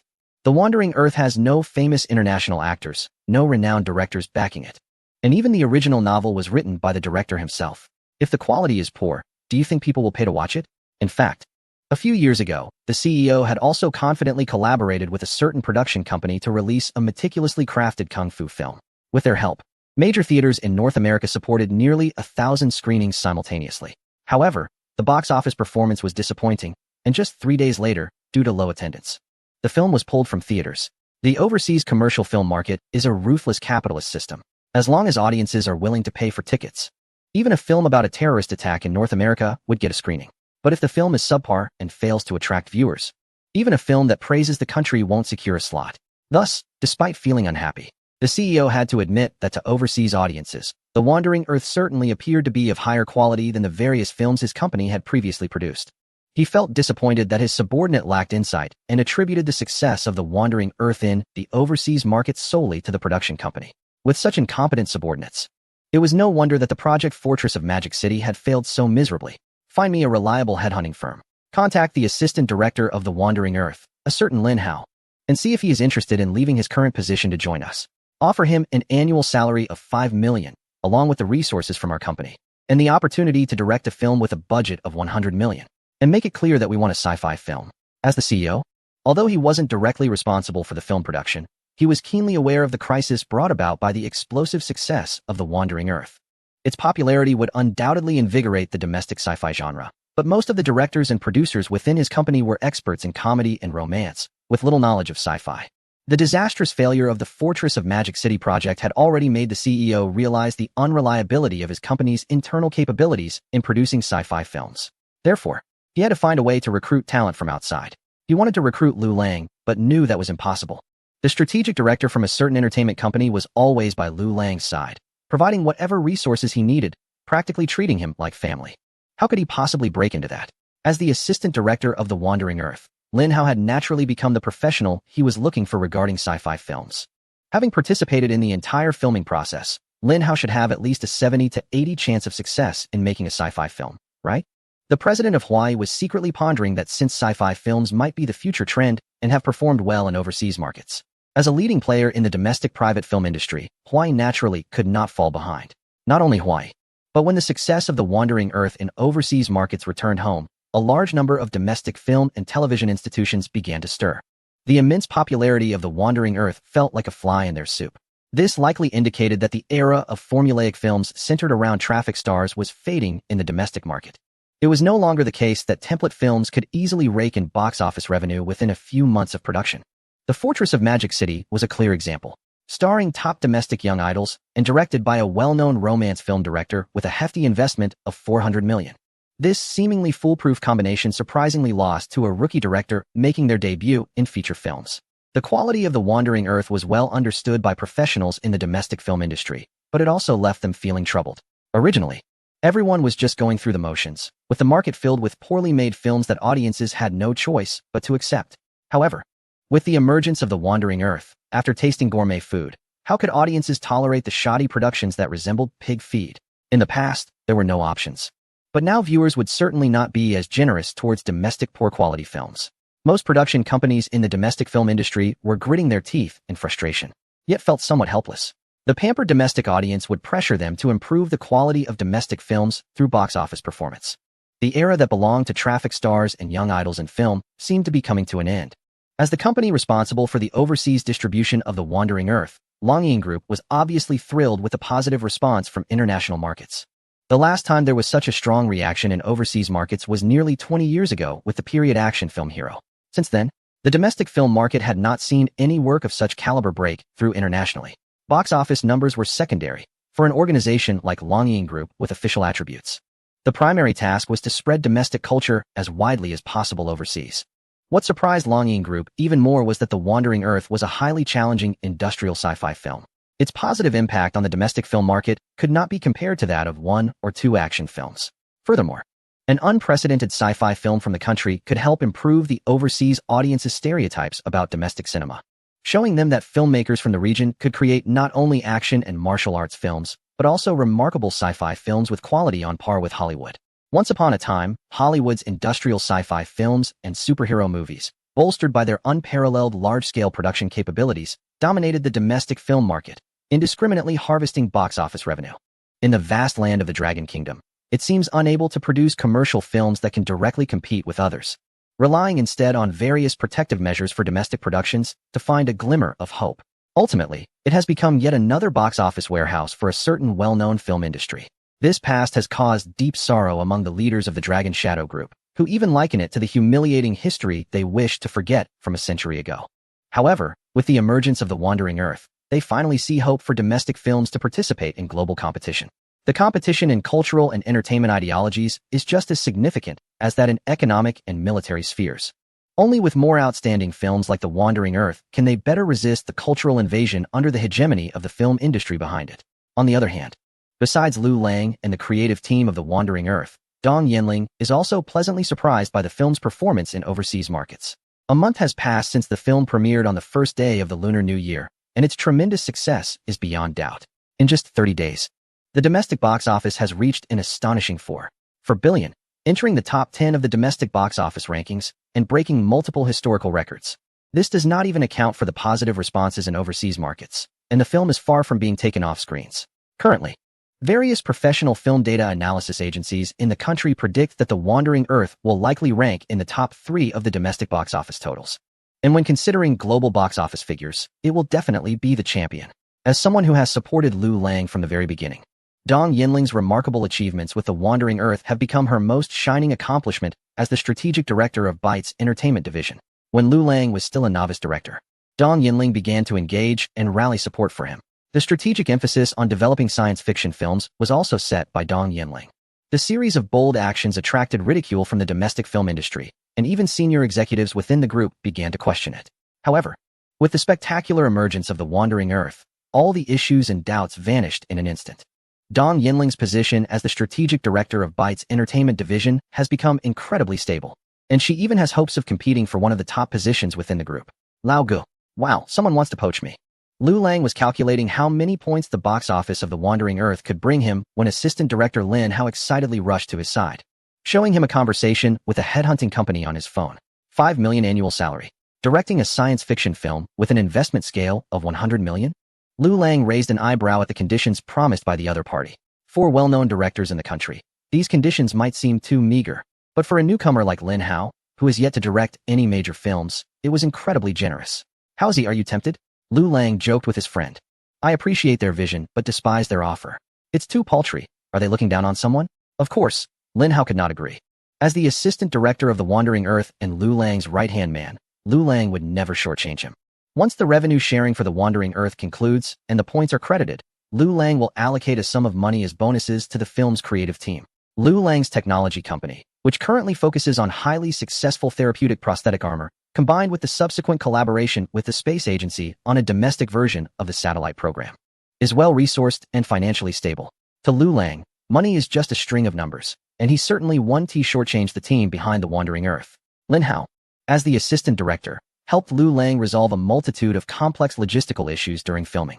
Given their strong relationship and the promise of mutual support in times of wealth, it's clear that Lu Lang would generously share several tens of millions as bonuses with him.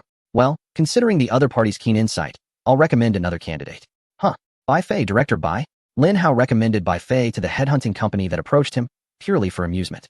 Everyone knows that after the Golden Spittoon Award was given to Fortress of Magic City, the investment company behind it, Huai, had long held a grudge against Bai Fei. So how could they possibly accept him? Ignoring these trivial matters, Lu Lang continued to calculate the earnings from The Wandering Earth. In the domestic film market, the production and distribution companies can typically receive about 37.395 of the box office revenue. Cinemas and theater chains take around 50.54, while taxes and the special film fund account for about 8.9. As the sole investor in The Wandering Earth, Liu Lang can expect to receive about 35 of the domestic box office as pure profit. As for overseas markets such as North America and Europe, the situation is more complex. For instance, the North American film market adopts a tiered revenue-sharing model. In the first week after release, film companies usually receive 70 to 80 of the total box office, with a maximum of 85. Disney films are an exception, often getting 80 to 90, and even 95 in the first week. During this time, cinemas primarily earn from selling drinks and snacks. In the second week, the film company's share typically drops to 60 to 70, while Disney can secure 70 to 80. By the third week, it usually falls to 45 to 60, with Disney ensuring a minimum of 65. After the fourth week, it generally decreases to 25 to 45, with film companies rarely getting less than 25 afterwards. However, not all films strictly adhere to this standard. Some films that perform strongly at the box office have greater bargaining power for revenue sharing. Unfortunately, The Wandering Earth, being a non-local film, can only follow the tiered revenue-sharing model in the North American market.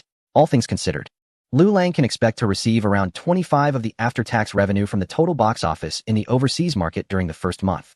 In the future, if The Wandering Earth is taken off the screens, it can still enter the mature video rental market in Europe and America, which would yield additional income. However, that is still a distant prospect for Liu Lang. The complex global revenue sharing from box office earnings took even professional accounting firms a whole week to roughly clarify how much Liu Lang could earn from the first month's box office of The Wandering Earth. The global box office revenue reached $2.3 billion. This was just the earnings from the first month, and although Liu Lang's share of subsequent revenues would decrease over time, the total amount was still astonishing. While it was known that The Wandering Earth performed exceptionally well in the market and the expected earnings would be impressive, Dong Yinling couldn't help but gasp when she learned the specific revenue-sharing figures. $2.3 billion. With such high revenue sharing, could the total global box office potentially exceed $10 billion? When Liu Lang stubbornly decided to fully invest in this film despite advice to the contrary, Dong Yinling thought it was just youthful exuberance. However, she didn't anticipate that The Wandering Earth would achieve such immense success, not only captivating domestic audiences, but also receiving generous box office support from foreign viewers, who were often considered picky by domestic film companies. Congratulations! The Wandering Earth has surpassed $7.9 billion in total global box office in its first month. The overseas market contributed $443, marking the highest in domestic film history. The legend continues. Soon, Byte Entertainment, the distributor of The Wandering Earth, began promoting it once again. On the internet, a giant poster for The Wandering Earth prominently displayed the striking number 79. Below it, in smaller text, was the overseas market contribution of $443, which was equally shocking. In the lower right corner of the poster, there was a hexagonal golden badge that boldly proclaimed it's the highest in domestic film history. As soon as the promotional poster appeared on the official platform for The Wandering Earth, it quickly spread across various social media platforms in the country within minutes. Shocking. The first month's box office of The Wandering Earth has officially claimed the highest in film history. Revealed. How much net profit did director Liu Lang actually earn from the $7.9 billion total box office? The luckiest person in the film industry. Reports suggest assistant director Lin Hao might receive a bonus of up to $50 million. Rumor has it, the character with only a few lines, the medical insurance guy, could also get a bonus of $500,000. Live from North American theaters, let me take you to experience the audience's reaction to The Wandering Earth. Exclusive revelation. The Wandering Earth 2 is already in preparation, and the three main characters from the first film will partially reprise their roles in the sequel. Guess who they are? The Film Academy recently awarded director Liu Lang the title of Outstanding Alumnus, inviting him back to his alma mater to give a speech. Official media People's Daily published again, once more affirming the core ideas presented in The Wandering Earth, promoting the sense of responsibility that comes with being a major power, and showcasing the spirit of responsibility in times of crisis to the global film market. This is the positive energy of domestic cinema. In no time, The Wandering Earth seemed to become a sensation, with countless reports about it and director Liu Lang circulating on the internet. Fans who have seen the movie are excitedly introducing The Wandering Earth to their relatives and friends. No way? Really? Is there anyone who hasn't seen this top-tier domestic and even global sci-fi blockbuster? Critics, stop criticizing. Even those from that certain country say it's good. And The Wandering Earth has topped the North American box office for 3 consecutive weeks. Even those who were originally indifferent to sci-fi films have developed an interest in The Wandering Earth. After all, it has set a record with a box office of $7.9 billion. However, to truly understand the significance behind the $7.9 billion box office, one must turn to the professionals within the domestic film industry. If it were only domestic box office numbers, even an unprecedented $7.9 billion could be somewhat accepted. After all, There are always some questionable practices surrounding the extraordinarily high domestic box office data. But the overseas market's box office share of $443 million has genuinely shocked many industry leaders in the domestic film sector. Historically, no commercial film has ever been so sought after in the overseas market. The scrutiny of box office revenue and taxation in overseas markets is generally much stricter than at home, making manipulation of box office figures nearly impossible. Moreover, as a non-local film, overseas cinemas have no reason to inflate box office figures. The $443 million from the $7.9 billion represents authentic overseas revenue, which has left many domestic industry bigwigs feeling genuinely envious. Chapter 105. Nuclear fusion planetary engine technology. Every major player in the domestic film industry wishes for their films to perform well in overseas markets. The prestige of bringing glory to the country is secondary. The most important thing is that the overseas market is genuinely profitable. Just look at those Hollywood films that market globally. Their production costs can reach hundreds of millions of dollars, which is astonishing. However, this does not mean that Hollywood film companies are naive with their finances. Rather, their large-scale productions can be sold worldwide and are recognized by the vast majority of audiences from various countries. As a result, the film markets around the world have become a cash cow for Hollywood, even though the revenue-sharing ratio for imported films is much lower than that of local films. The high box office potential of the global market compensates for this. The global box office rankings are almost entirely dominated by Hollywood films, with global earnings often exceeding $1 or $2 billion, leaving domestic industry leaders in awe.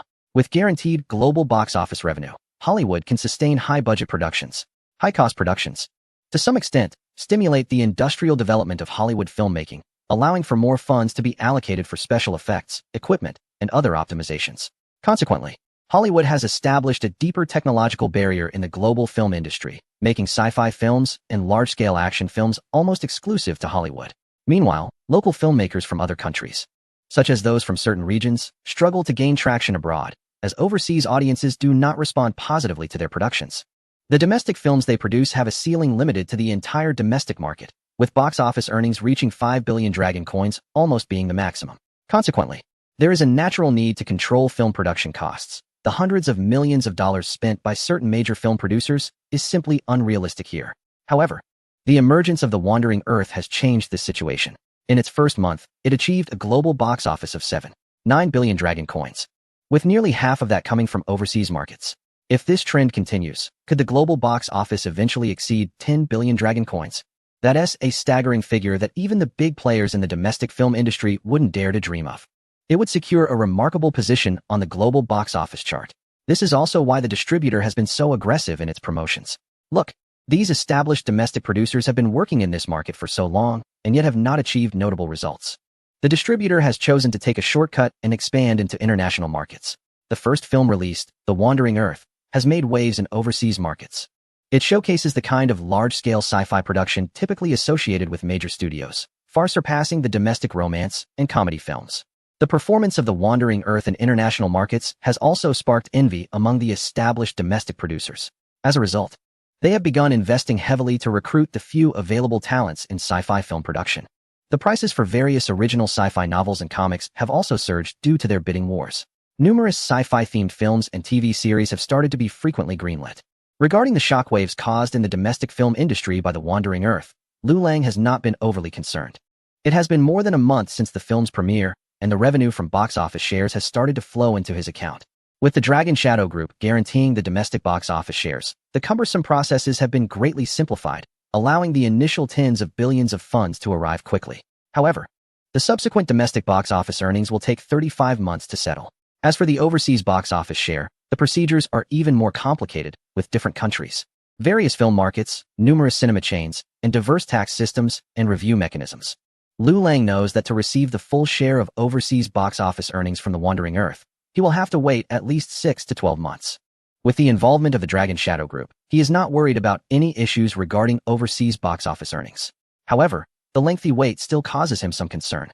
While the financial gains are important, what he truly cares about are the high-tech points generated by box office earnings. Only the revenue received after the split will count towards the high-tech points. This means that he has only received a little over 1 billion high-tech points so far. And to obtain the full points from The Wandering Earth, he will need to wait at least another 6 months. Liu Lang's attention has shifted back to the high-tech exchange list. Nuclear fusion planet engine technology, 1 billion points. 550 series artificial intelligence system technology, 3 billion points. The total cost of these two technologies amounts to a staggering 4 billion points of advanced technology. Liu Lang had been eyeing them for a long time. Initially, he planned to wait until the movie's earnings were fully received and first exchange for the seemingly more valuable 550 series artificial intelligence technology. In the setting of the Wandering Earth universe, the importance of this technology is undeniably powerful. Without it, the Digital Life Project would not exist, and the construction of 10,000 planet engines to lead Earth on its voyage could not be completed in just a few decades. It is essential for the survival of human civilization within the Wandering Earth world. However, considering the waiting time and the potential burden on his body from acquiring knowledge of the advanced technology worth 3 billion points, Liu Lang ultimately chose to first exchange for the nuclear fusion planet engine technology, valued at 1 billion points. Although this technology is inferior to the 550 series artificial intelligence technology, its value and significance in the real world can still surpass all existing technologies today. Liu Lang lay flat on the bed, having eaten very little to avoid nausea from the knowledge infusion. Several bottles of nutrient solution were placed beside the bed to combat possible post-infusion conditions such as anemia, dizziness, and fatigue.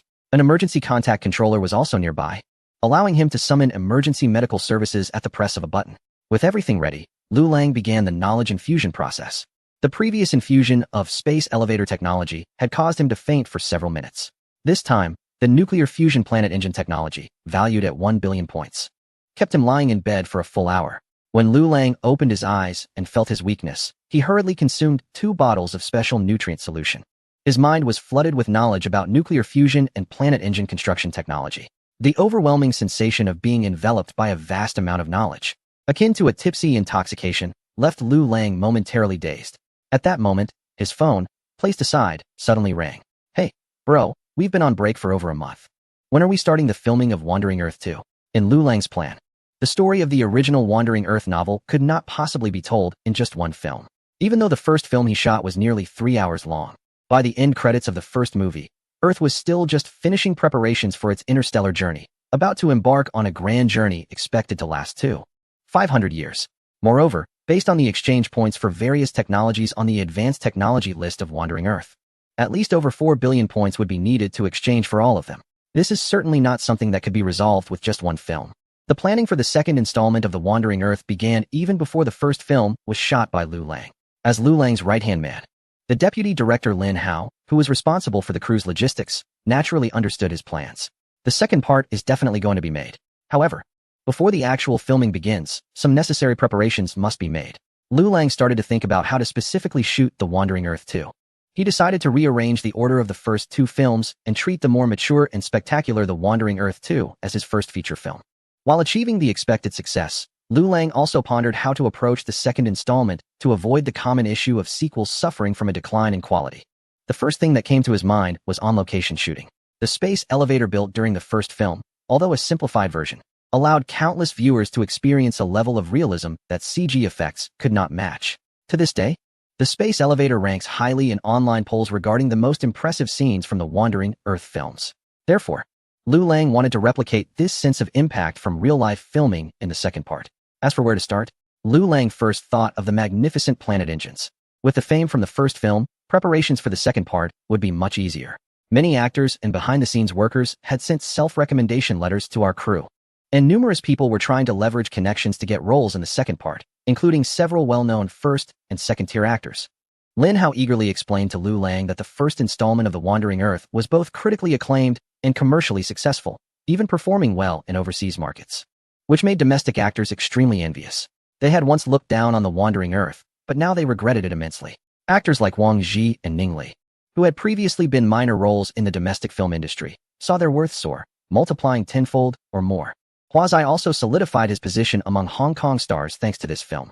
As for Wu Jin, the box office success of The Wandering Earth seemed to make the PTSD patient community vanish overnight. Domestic film companies began to covet Wu Jin's box office appeal, and film offers started pouring in like snowflakes once again. The entertainment industry is quite realistic. Few are willing to offer help in difficult times. While everyone rushes to take advantage of good fortune, contact Jin Go and let him know to pay attention to his schedule. He will be a key character in the second part. As for Deshu, forget it. I'll go and invite him personally later. Liu Lang recalled his promise to Deshu. All right, Brother Lang. By the way, do we have a shooting base prepared for the second part? Are we still using the previous shooting base in Hainan Island? That place has already been taken over by military police. Can we continue filming there? The film shooting base not only has the space elevator, but also numerous carbon nanotube factories. After the filming ended, a large number of military and police personnel immediately moved into the more than 40 square kilometers filming base, which was put under military control. As for when it will reopen, it is estimated that it will wait until carbon nanotube materials can enter the civilian market. The filming base is a bit small. It is likely that a larger location will be chosen then, and I will inform you once it is confirmed. Housie, please prepare the logistics needed for the second part. Hearing Lu Lang's response, Lin Hao quickly patted his chest and agreed. However, after hanging up the phone, he realized something was off. A bit small. More than 40 square kilometers for a filming base is still small. The more Lin Hao thought about it, the more uneasy he felt. Considering the various significant actions Lu Lang took during the filming of the first part of The Wandering Earth, he couldn't help but feel anxious. Brother Lang wouldn't pull off some outrageous operation again, would he? After finishing the call with Lin Hao, Lu Lang thought of Shirley from the security bureau, someone he hadn't contacted in a while. If he wanted to build a planetary engine in reality, relying solely on himself was utterly unrealistic. Despite the huge success of The Wandering Earth, which was expected to net Lu Lang around $3 billion in funds, and the booming business of tech companies with products in high demand, the cash flow reaching hundreds of millions. This amount of money was nothing compared to the cost of constructing a planetary engine that stood 11,000 meters tall, even higher than the world's highest peak. In the film, it took the collective efforts of all countries worldwide, aided by the 550 Series AI, decades to complete this monumental and unprecedented human project. Without the involvement of official forces, it was impossible for Lu Lang to solve this issue on his own. Thus, he immediately thought of his well-connected acquaintance, Shirley from the security bureau. Hey, Lazy, have you eaten? Lu Lang dialed the number, exchanging pleasantries while pondering how to broach the subject. What's up? Shirley felt a headache upon receiving Lu Lang's call. He had a premonition that it wouldn't be good news. Just recently, he had helped Lu Lang with a mess. It involved contacting state media and authoritative military experts to dispel rumors about the space elevator, as well as reaching out to several military districts to cover up various top-secret research projects at the Wandering Earth filming base. Even exposing the latest military aircraft equipped with electromagnetic catapult technology in the process. Although Shirley acknowledged the remarkable value of the carbon nanotube industrialization technology Lu Lang submitted, the trouble Lu Lang inadvertently caused kept the security bureau extremely busy. This time, they barely managed to divert public attention with the new type of aircraft self-exposure. But what about next time? If something more explosive and needing cover-up arises, Shirley really wouldn't know how to handle it. Lazy. Do you know anything about controllable nuclear fusion? Considering Shirley's limited cultural knowledge, he tentatively asked a more accessible question about controlled nuclear fusion. Chapter 107. Controlled nuclear fusion of heavy elements. Upon hearing Lu Lang's words, Shirley was momentarily taken aback. Recently, he had received news from the local safety bureau about Lu Lang's successful film in the international market, which had grossed billions. Lu Lang had undoubtedly become a rising star director, both domestically and globally. For a moment, Shirley almost forgot that the other party was an expert in radiation radar, electromagnetic waves, and carbon nanotube materials. Controlled nuclear fusion? Of course, he knew about it. To some extent, controlled nuclear fusion had already been achieved in many research institutions across various countries. The issue was that the energy required to ignite and maintain the reaction was less than the energy produced by the fusion itself, resulting in a process that consumed electricity without generating it, so it was mainly used as a neutron source. Among these, electrostatic inertial confinement fusion devices were relatively simple to manufacture. Listening to Shirley on the other end of the phone speak so confidently, Lu Lang was now the one who was a bit stunned. He had not expected that Shirley, with a military background, would also be knowledgeable about such cutting-edge international research projects. Brother Lei, how do you know so much about this? If I may ask, isn't your education just an adult college degree? Of course, I'm not being discriminatory. Hearing Lu Lang's words, Shirley felt a bit exasperated, thinking to himself that Lu Lang only had an undergraduate degree from a film academy, and in terms of educational background, he couldn't be that much superior. The Safety Bureau often had tasks coordinating with high-level research institutions like the Academy of Sciences and aerospace agencies. Hadn't he at least seen enough to get a grasp on some research topics? Just last month, he had dealt with an issue where a vocational school student claimed to have mastered controlled nuclear fusion technology and wanted to use it to upgrade his education. Shirley had personally led the team to handle it, initially filled with anticipation.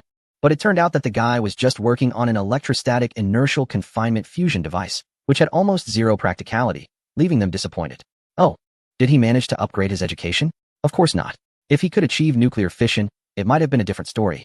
But then he would probably spend the rest of his life under the supervision of the Safety Bureau as a potential social terrorist. Getting off track here. Why did you bring up controlled nuclear fusion? Is there some progress or achievement in this area? At this point, Shirley's mind stirred. Compared to that unreliable vocational student, Lu Lang was undoubtedly much more trustworthy.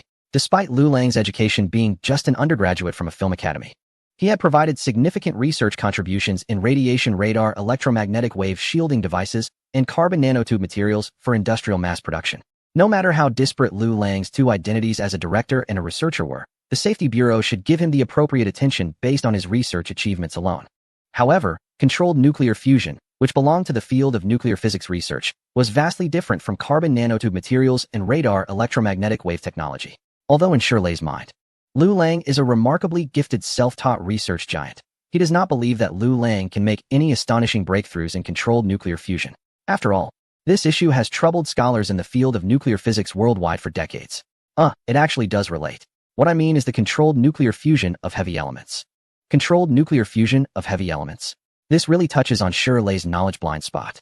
In simple terms, the controlled nuclear fusion you mentioned, specifically fusion reactions, have various forms, including deuterium-deuterium, DD, reactions, deuterium-tritium, DT, reactions, and deuterium, helium-3, DHE3, reactions, among others.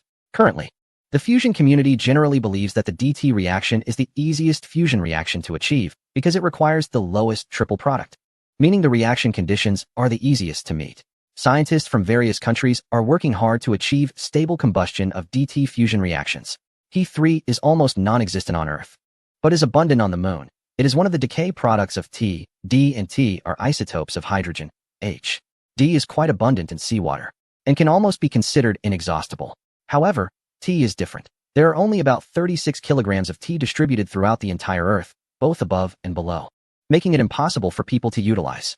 Therefore, the initial phase of T for fusion research can only rely on artificial production, such as the ITER International Thermonuclear Fusion Experimental Reactor currently in operation.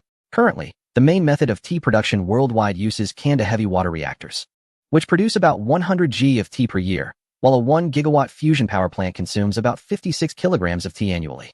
Additionally, T is a radioactive nuclide, decaying at a rate of about 5 each year. Therefore, how to obtain enough initial T and store it for application is also a significant challenge. In summary, whether controlled nuclear fusion can provide humanity with nearly unlimited energy still depends on the availability of tritium at this stage. Shirley, feeling bewildered, listened to Lu Lang's explanation about the current research directions in controlled nuclear fusion and roughly understood his point. The material issue is the biggest challenge in controlled nuclear fusion. Well, these are indeed the challenges faced by the global scientific community, but how does this relate to the controlled fusion of heavy elements you mentioned? I haven't heard much about it. Up to this point, Shirley could barely comprehend what Lu Lang was saying. What I mean by controlled nuclear fusion of heavy elements is that under the premise of ensuring that nuclear fusion is controllable, all elements from hydrogen in the periodic table up to iron can be used as fuel for heavy nuclear fusion. In simple terms, it means that using stones as fuel can support controlled nuclear fusion reactors. This perfectly solves the material challenges faced in deuterium-tritium controlled nuclear fusion. Lu Lang explained the significance of heavy nuclear fusion in detail to Shirley, and even though Shirley is not a professional researcher, he could recognize the importance and value of this heavy nuclear fusion technology. So, Mr. Lu, have you successfully conducted experiments? I cannot build a heavy nuclear fusion reactor myself. To ignite a heavy nuclear fusion reactor, a significant amount of energy must first be input to reach the ignition temperature. The temperature requirements are quite stringent. Currently, only the effects of a nuclear explosion can meet these standards. However, I can assure you that as long as the reactor is constructed according to the blueprints I provide, controlled nuclear fusion of heavy elements can definitely be achieved. Hearing Lu Lang's serious promise, Shirley also became unusually serious. Lu Lang had never joked about such research projects. If what he said was true, this technology would be 100 times more important than the industrialization and mass production of carbon nanotube materials. Chapter 108, of course. This is not discrimination. This news is of great significance, and I need to consult with my superiors and relevant departments. Mr. Lu, please be patient for a few days, and I will get back to you as soon as possible. Sensing the seriousness in Shirley's tone on the other end of the line, Lu Lang also agreed earnestly. If the importance of research projects could be quantified, the technology for the industrialization of carbon nanotube materials would be rated as 1, while controlled nuclear fusion of heavy elements would easily be rated as 100. What kind of earth-shaking changes could nearly limitless energy bring to human society? As Shirley began to imagine, he couldn't help but get goosebumps. However, despite having enough confidence in Lu Lang, the news about controlled nuclear fusion of heavy elements was still too shocking. Even as the head of the Security Bureau, Shirley dared not make rash judgments or act unilaterally. He needed to consult the most authoritative scientific institutions in the country regarding relevant research directions and seek higher-level leadership's decisions on national strategic matters. After finishing the conversation with Shirley, Lu Lang turned his attention to drawing up the blueprints for the heavy nuclear fusion planetary engine to prepare for the upcoming engineering needs. On the other side, Shirley, the head of the Security Bureau, also began to get busy. Is there any news from the Golden Monkey observation team responsible for Lu Lang's security? No, boss. Everything is normal. Lu Lang has been at the ByteDance office building lately, seemingly busy working on the director's cut of The Wandering Earth. He has Xiao Wu with him. And we also have people on standby outside the building. How many people? One observation team, a total of 6, including Xiao Wu. Several months have passed since the incidents involving the space elevator and carbon nanotube materials technology. After long-term observation by the Security Bureau, the risk assessment level for Lu Lang has continued to decrease and is now approaching normal levels, especially after the global release of The Wandering Earth. Almost everyone knows that Lu Lang is a director. As for whether there will be any connection to carbon nanotube materials technology, come on, he is just a filmmaker. If he were that impressive, wouldn't he be invited to become an academician at the Dragon Science Institute directly? This mindset is shared not only by domestic news media, but also by foreign intelligence organizations. They would rather invest more energy in the research of polymer materials by the leading scientists within the Dragon Nation than waste resources and manpower on a film director. Not enough. There are too few people. Deploy 2 leadership protection teams to handle Lu Lang's security issues. Find an excuse to replace the property management in the Byte Entertainment building with our own personnel. From now on, every bite of food and every sip of water that Lu Lang has must go through a security assessment by the protection team. Hearing Shirley's words, the special agents in the Security Bureau's dispatch center looked bewildered. A leadership protection team generally consists of 50 to 80 special agents. 2 teams would have at least over 100 people. This does not even include the special agents responsible for logistical support in the dispatch center. With such a large-scale mobilization, the special agents on duty quickly realized that something significant was happening. Boss, with 2 leadership protection teams, we might be short on personnel. There were no doubts about Shirley's orders. Since he, as the head of the Security Bureau, issued such commands, there must be a reason behind it. Then let's draw personnel from other teams. Start by pulling from the Nuclear Physics Protection Team. Ensure Lu Lang's safety first. Once the order was given, the dispatch center of the Security Bureau immediately became busy. Seeing this, Shirley did not stay long and hurried to the next location. You mean controllable nuclear fusion with heavy elements? At the Dragon Nation Academy of Sciences, in the Nuclear Physics Group, academician Zhang Bingquan slightly lowered his head and looked at Shirley through the gap above his glasses. The mention of controllable nuclear fusion with heavy elements puzzled him. As the head of the Domestic Nuclear Physics Research Group, Zhang Bingquan certainly understood what heavy nuclear fusion was. This heavy nuclear fusion is much more challenging than the deuterium-tritium reaction that their research group, and even the world, are studying. If the controllable nuclear fusion of deuterium and tritium is something humanity has barely touched upon, and large-scale applications might genuinely be possible within his lifetime, then controllable nuclear fusion with heavy elements is like a mirage. Given the current level of human technological development, this technology exists only as a theoretical possibility for at least the next 100 or 200 years. Hydrogen nuclear fusion hasn't been figured out yet. And now you're talking about controllable nuclear fusion with heavy elements? Academician Zhang Bingquan picked up the teacup beside him, gently blew on the tea foam floating at the cup's edge, took a sip, and then slowly said to Shirley, Director Sure, I think your Security Bureau's considerations are somewhat inappropriate.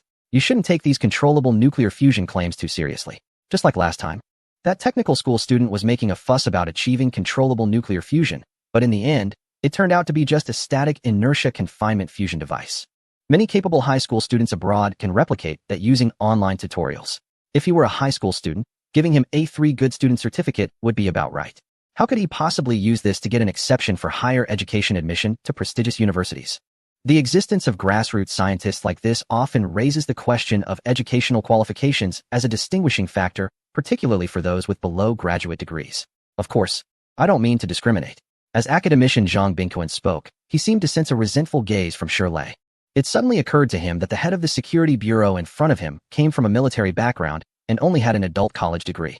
He quickly changed the subject. Academician Zhang, can I trouble you, as the head of the Nuclear Physics Research Group, about something uncertain? From my observation of this technology proposer, Although he does not come from a formal background, he is quite reliable. Oh, may I ask about his educational background? Undergraduate, from a film academy in the capital city. See, I told you. Upon hearing that this grassroots scientist only had an undergraduate degree from a seemingly unrelated film academy, academician Zhang couldn't help but throw up his hands. However, this young man named Lu Lang was indeed the proposer of the recently developed technology for the industrialization and mass production of carbon nanotube materials. Lu Lang. Upon hearing this name, academician Zhang immediately retracted his dismissive attitude. Although polymer materials belong to the chemistry division of the academy, as one of the prominent figures in the physics division, he had certainly heard of Lu Lang's reputation. Why didn't you say it was him? All right. I'll personally lead a verification team to check it out. Academician Zhang. Didn't you just say that research outcomes from those with below graduate degrees are unreliable? Director, sure. For a talented researcher like Lu Lang, what truly deserves recognition is the technological value he contributes to society, rather than his educational qualifications. Your strict adherence to degree-based evaluations is not advisable. Shirley. Academician Zhang Bingquan's emphasis on Lu Lang was certainly justified. As the proposer of the technology for the industrialization and mass production of carbon nanotubes, Lu Lang's achievement alone was enough for him to establish a position in the polymer materials group of the academy. At the level of the academy, educational qualifications become secondary. Those who make it inside are top scholars from various fields of national research, capable of influencing the progress of certain scientific areas. At such times, what truly captures their attention are research results of high scientific value. Lu Lang's technology for the industrialization and mass production of carbon nanotubes had undoubtedly garnered the approval of many academicians. Just the name Lu Lang was enough to prompt the head of the nuclear physics research group, Zhang Bingquan, to make a personal visit. When it came to the technology related to heavy nuclear fusion, the scholars of the academy were even more proactive than Shirley had anticipated. Led by Zhang Bingquan, the group quickly prepared and, under the escort of the security bureau, soon arrived at Lu Lang's studio located in the Byte Entertainment building. After the security bureau cleared the area, only personnel with appropriate security clearance remained on the relevant floors. With an introduction from Director Shirley, Lu Lang and the academy's verification group exchanged pleasantries. Lu Lang occupies a vast office of 500 square meters in this office building, where the walls are adorned with numerous display screens. These screens clearly show the equipment blueprints related to the movie The Wandering Earth 2, specifically the heavy nuclear fusion planetary engine. Many members of the Academic Institute's verification team have noticed the content on these screens. After a brief glance, they were taken aback by the hardcore and rigorous scientific parameters displayed. Mr. Lu is truly a prodigy. I remember when academician Yu Zhihua returned last time. He mentioned you to me. It's a pity I was busy with research in my team at that time. Otherwise, I would have liked to see it for myself. Zhang Bingquan's words were not entirely mere pleasantries. Upon seeing Lu Lang in person, he couldn't help but feel a jolt of surprise. He is incredibly young. Scholars working in academic institutes are all exceptional talents, and those who achieve the title of academician are among the best of the best. However, even among those who have made remarkable scientific achievements worthy of the title, many have already reached middle age. Individuals like Lu Lang, in their early 20s, who can produce groundbreaking research results such as the industrialization of carbon nanotube material, are indeed rare both domestically and globally. Although heavy nuclear fusion does not face the material issues of deuterium-tritium fusion, achieving stable and controllable fusion requires much higher reactor standards. For instance, the temperature needed to ignite the reactor is quite challenging. How do you plan to solve this? Zhang Bingquan thought for a moment and chose to ask about the simplest issue in heavy nuclear fusion reactions. It's simple. We can use hydrogen bomb-level nuclear weapons as the ignition device. This is the most economical and efficient solution. Upon hearing the term hydrogen bomb, Zhang Bingquan's expression stiffened. He was about to argue against it, but upon reflection, although it sounded outrageous, using nuclear-level reactions for direct heating is indeed more efficient compared to other time-consuming conventional heating methods. However, ignition heating is just the simplest issue in heavy nuclear fusion reactions. Zhang Bingquan then presented various practical challenges that heavy nuclear fusion faces at the current level of global technology. Lu Lang answered each question without any hesitation. Listening to the ongoing discussions and explanations in the room, Shirley felt an unfamiliar sensation towards Mandarin for the first time. He recognized every word spoken by Lu Lang and the members of the Academic Institute's verification team. But when these words were put together, Shirley, who had a college degree, could only feel as if his brain was in a muddle. Based on what you've described, heavy nuclear fusion is at least theoretically feasible. After a thorough dialogue, academician Zhang Bingquan gained considerable confidence in Lu Lang's explanations about heavy nuclear fusion. At least under Lu Lang's explanation, all the challenges related to heavy nuclear fusion had corresponding solutions, and these solutions made sense within the framework of physical theoretical logic. The members of the review group present were all authoritative figures in nuclear physics research at the National Academy, particularly Zhang Bingquan, the head of the group, who had the influence to shape the direction of nuclear physics research in the country.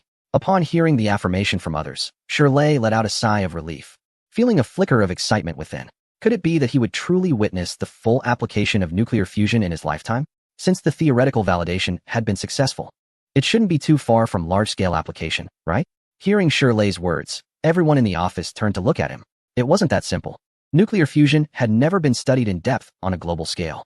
The journey from theoretical feasibility to experimental validation and then to practical application was fraught with challenges. Take the relatively simple deuterium-tritium fusion as an example. The entire world had been stuck at the stage of experimental validation to practical application for decades. After listening to academician Zhang Bingquan, Shirley finally understood how difficult it was to witness the large-scale application of nuclear fusion. In fact, it wasn't that complicated. However, Lu Lang's words once again drew everyone's attention in the office. I have designed a nuclear fusion reactor, and the relevant engineering blueprints are ready. If constructed according to the plans, optimistically, it could take about 68 months, at most a year, to successfully complete the transition from theory to practical application of nuclear fusion. As Lu Lang spoke, he manipulated a remote control to present the pre-prepared nuclear fusion planetary engine design blueprints in a disassembled PowerPoint format to everyone. The presentation included nuclear fusion reactor ignition gate, 3000-degree heating gas conversion device, nuclear fusion reactor heat dissipation port, pre-fusion reactor module, 10,000-degree magnetic plasma transport pipeline, nuclear fusion reactor core module, 100 million-degree magnetic plasma transport pipeline. The members of the Academy's review group, including academician Zhang Bingquan, were all astonished by the detailed equipment and engineering blueprints presented by Lu Lang. ISNT that what was used as props in the movie The Wandering Earth 2? That's right. This nuclear fusion reactor is indeed a prop for my next movie. There's no rule that says a real nuclear fusion reactor can't be used as a movie prop, right? Lu Lang shrugged. Looking at Lu Lang, whose serious demeanor seemed genuine, the review group members exchanged glances. Indeed, there was no rule stating that movie props had to be fake, but if a prop for a science fiction film was real, that was simply outrageous. Especially for something involving controllable nuclear fusion, a project considered extremely difficult in the global scientific community. Scientists around the world had found themselves at a loss with it. Yet here was a film director who claimed to have solved it. How would the members of the review group and experts in nuclear physics around the world react to this? How did you manage to accomplish this? The head of the validation team, academician Zhang Bingquan, looked at the high-precision drawings of the heavy nuclear fusion reactor on the screen with an expression of disbelief. In his view, such a challenging and highly complex large-scale scientific project could not possibly be accomplished by a single individual, even if it was just a set of blueprints. It would not be an exaggeration to say that, even on a global scale, only a handful of countries would be able to mobilize national-level nuclear physics and engineering professionals to make it happen. To be honest, I have been considering the heavy nuclear fusion reactor for a long time. Upon hearing this, the people in the conference room couldn't help but nod slightly. Projects of this magnitude, like heavy nuclear fusion, often require years or even decades of preparation to meet their understanding. When we filmed the first part of The Wandering Earth, I had this idea, but the timing wasn't right, so I had to rely on the industrialization of carbon nanotube materials to create the space elevator. Now that the first part of The Wandering Earth is completed and the second part is in preparation, I think it's time to put the construction of the heavy nuclear fusion reactor on the agenda. After hearing Lu Lang's explanation, the validation team members exchanged glances, speechless. Are you saying that you really designed the blueprints for the heavy nuclear fusion reactor just to make a movie? Academician Zhang Bingquan asked Lu Lang in a difficult tone. Pretty much, the space elevator was created for the first film. Naturally, the second part also needs a significant movie prop. After thinking it over, I figured the heavy nuclear fusion reactor was quite suitable. In fact, I really don't consider myself particularly talented in scientific research. My inspiration comes entirely from the planned series of films The Wandering Earth. Upon hearing Lu Lang's candid and sincere explanation, the members of the validation team were left speechless, all staring wide-eyed, unsure of how to react. Well, here we are, scholars in nuclear physics who have dedicated our lives to this field. And yet our achievements are not as impressive as those of a young guy who just graduated not long ago. If that were the case, we could attribute it to Lu Lang's extraordinary talent in research. But this guy claims he is just a director, and all his scientific inspiration comes from the movies he makes? How could the researchers from the Academy accept that? Young man, excessive modesty is just pride in disguise. Academician Zhang Bingquan said with a sigh, looking at Lu Lang as if he were a rare treasure. He dismissed the idea that the inspiration came from making movies. He did not believe a word of it. As one of the most authoritative experts in nuclear physics in the country, he understood deeply how difficult it was to achieve world-leading research results in this field. Many students hailed as geniuses spend countless hours and energy throughout their lives, and they may only scratch the surface of advanced nuclear physics projects. To truly produce groundbreaking results, it requires continuous resource investment from national-level research capabilities. The industrial mass production technology of carbon nanotube materials, which involves polymer science, may still have some element of luck. However, research on nuclear fusion is certainly not something that can be achieved by chance. He thought Lu Lang was being overly modest. But it was undeniable that the other party was a genius unlike any he had ever seen. I have considered the external attention that the construction of a nuclear fusion reactor might attract. Due to the unique reaction methods of nuclear fusion, such as the ignition device requiring a nuclear weapon of hydrogen bomb caliber, we need a cover story. Conveniently, my film project The Wandering Earth 2 is about to begin shooting. The nuclear fusion reactor can be disguised as a movie prop in The Wandering Earth 2, namely the nuclear fusion planetary engine. This way, we can perfectly solve the problem of how to explain it to the outside world. Once the project is completed and filming is done, this nuclear fusion planetary engine can also serve as a nuclear fusion power plant to begin its true mission of generating electricity. Shirley, who was nearby, felt a familiar sensation as soon as he heard Lu Lang's first sentence and couldn't help but slap his forehead. That's right, it's that familiar excuse again. This guy is indeed still thinking about his silly movie. On the other hand, the members of the verification team were completely stunned by Lu Lang's imaginative proposal. Using a movie as a cover to conceal the construction of a nuclear fusion reactor was simply outrageous. Only Shirley, the director of the security bureau who had experienced all of this before, remained expressionless. After his explanation, the members of the verification team learned that during the filming of the first Wandering Earth, Lu Lang had already used the filmmaking approach to experiment with the industrial mass production technology of carbon nanotube materials, successfully constructing a space elevator that was actually operational. With this precedent, combined with the effective cover of the carbon nanotube technology, Shirley and academician Zhang Bingquan, a leading figure in domestic nuclear physics research, exchanged serious glances for a while. It wasn't impossible to do this. However, we need to impose certain restrictions on your film. For example, there should be control over the film crew, and the Safety Bureau's special personnel need to be stationed around the filming base, etc. Once the nuclear fusion experiments truly begin, its importance will undoubtedly elevate it to the highest level of confidentiality for research projects in the country. Therefore, there will also be certain limitations on the personnel involved in the Wandering Earth 2, and the confidentiality level within the crew will naturally be raised accordingly. No problem. I already went through this when filming the first Wandering Earth. Lu Lang eagerly agreed, considering these requirements trivial compared to the support he received from official channels during the film's production. Alright, now let me introduce you to the specific parameters of this nuclear fusion planetary engine. The design height reaches 11,000 meters. What? 11,000 meters high? Chapter 111 perhaps its true love upon hearing that the height of the heavy nuclear fusion planetary engine reaches 11,000 meters. Gasps and murmurs filled the conference room. The members of the argumentation group, as researchers from the Academy of Sciences, understood clearly what an artificial structure of 11,000 meters meant and how difficult it would be to construct it. A single engine stands at 11 kilometers tall, with a main diameter of about 30 kilometers, plus a base diameter of approximately 50 to 60 kilometers. Wow, do you know how extravagant that is? It's even larger than the entire urban area of a certain metropolis. Looking at the parameter introduction of the heavy nuclear fusion planetary engine on the PPT, academician Zhang Bingquan said in shock to Lu Lang, there is a reason for the design height of 11,000 meters. It is the limit that the continents of Asia and America can support. In the movie's worldview, the heavy nuclear fusion planetary engine must be designed to this limit in order to propel the Earth to wander outside the solar system. Lu Lang began to earnestly explain the specific parameters of the movie prop, heavy nuclear fusion planetary engine. No way, I don't care if you're wondering or not. There's absolutely no way to build something this tall. 11,000 meters is just absurd. The engineering difficulty is too high. Forget about 1 or 2 years. It might take decades to accomplish. The human and material resources required would be astronomical. Not to mention, just the amount of steel needed is an astronomical figure. The real world is not like the movies, where global crises are imminent. Where would so much funding come from for a single research project's experimental validation? Academician Zhang Bingquan shook his head after listening. Despite being a leading figure in nuclear physics in the country and having a positive outlook on the heavy nuclear fusion reactor project, he still felt inclined toward its potential success. However, so far, the heavy nuclear fusion reactor project is only theoretically feasible. Although the value brought by a successful experiment is immeasurable, no one can guarantee 100% success in this experimental validation.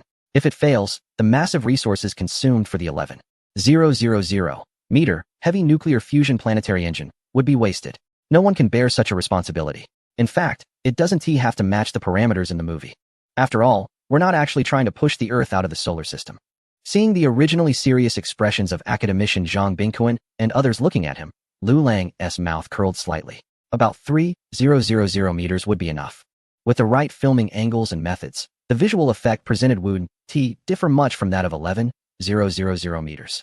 A height of 3,000 meters would simplify the engineering difficulty significantly. Perhaps it's not impossible to achieve. Lu Lang's compromise made Zhang Bingquan and Shirley exchange glances, both letting out a sigh of relief. Academician Zhang Bingquan, as a giant in the field of nuclear physics in the country, had previously participated in several large engineering projects. According to his rough estimate, if the difficulty of the 11,000-meter heavy nuclear fusion planetary engine project is rated at 1,000, then the difficulty of the 3,000-meter heavy nuclear fusion planetary engine is probably only in single digits, even as low as 1, which is quite exaggerated. Moreover, I have thought it through. The filming base can be located near Langlang Mountain in the northwest region, where the structural supports are sturdy enough.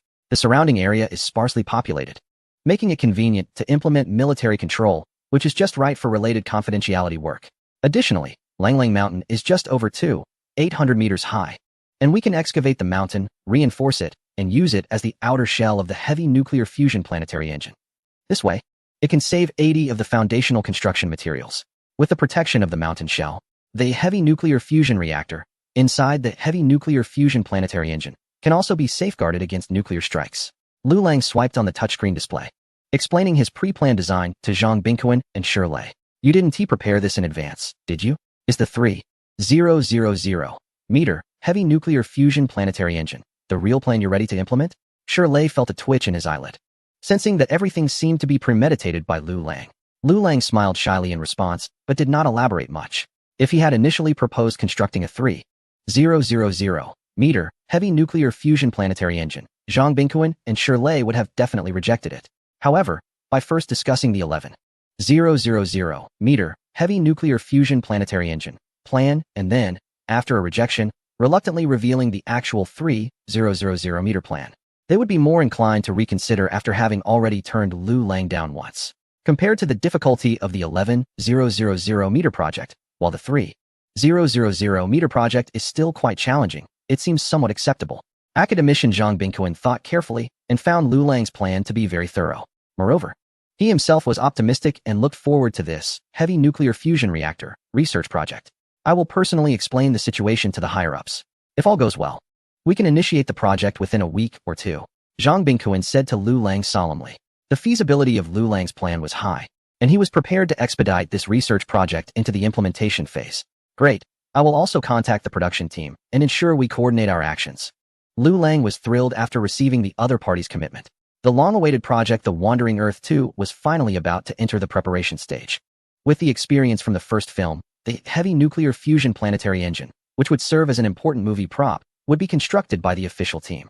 With this connection, it would be a simple matter to borrow various construction vehicles, machinery, and personnel to assist with the film shoot. Even like the first film, they could borrow weapons and soldiers from the main battle units to assist in filming, and Shirley, the safety bureau supervisor, would surely help coordinate everything. With these disciplined and serious extras, who wouldn't charge for their participation, real military equipment would be involved in the filming. The quality of the film The Wandering Earth 2 will undoubtedly continue the brilliance of the first installment. This is precisely why Lu Lang proactively disclosed the nuclear fusion project to the authorities. He has become accustomed to leveraging various resources from official channels. And without this assistance in filming The Wandering Earth 2, he would indeed feel somewhat out of his depth. Not to mention, just the cost of building the nuclear fusion planetary engine would require all of the $2.3 billion he recently earned, and even that wouldn't suffice. Beside him, Shirley observed Lu Lang's excitement and felt perplexed. He had seen too many individuals motivated by fame, profit, or even beauty, but he had never encountered someone like Lu Lang, who was completely unconcerned with a research path that would be more beneficial for his career and was solely focused on making a movie. Perhaps it was truly a passion. Chapter 112. The 300 billion experiment validation. After receiving a definitive answer, the nuclear physics validation team, led by academician Zhang Bingquan, quickly returned to the Academy of Sciences. Under the direct coordination of Shirley from the Security Bureau, an unprecedentedly confidential internal discussion was held at the Academy.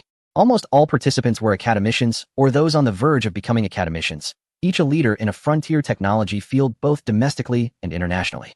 It can be said that if a cruise missile were to explode in that conference room right now, and all 500 researchers present were to perish, the country's technological level would nearly regress by at least 20 years. This is why Shirley personally led a team to guard the area around the conference room, ensuring that this highly confidential meeting would not be disturbed by any external factors. Boss, what are they arguing about in there? These academicians and prospective academicians are significant figures in the country. Why are they acting like a bunch of market vendors? Hearing the mutterings from his subordinate, Shirley shot him an annoyed glance. You have no idea what these big shots are discussing, do you? It's about nuclear fusion and deuterium-tritium fusion. The outcome of this meeting could significantly impact national policies for decades to come and further influence our country's future standing internationally. Listening to the faint sounds of debate coming from the conference room, Shirley spoke confidently to his subordinate. Wow, boss, how do you know so much? Shouldn't these things be understood only by the tech department's bookworms? That nuclear fusion stuff sounds so complicated. Do you think I just hold this position for nothing? I've told you to learn more, enrich yourselves, and improve your qualifications. Do you really think being an operative in the Security Bureau only requires mastering combat and weapon skills? Boss, I thought my bachelor's degree was pretty good. When you recruited me into the Security Bureau, you never mentioned needing to understand nuclear fusion or anything like that. His subordinate muttered quietly, not entirely convinced. However, upon hearing this, Shirley's expression faltered. Bachelor's degree? You were specially recruited into the Army at 16. Where did you get a bachelor's degree? Boss, back then I received a collective first-class merit and was arranged to attend military academy for further studies.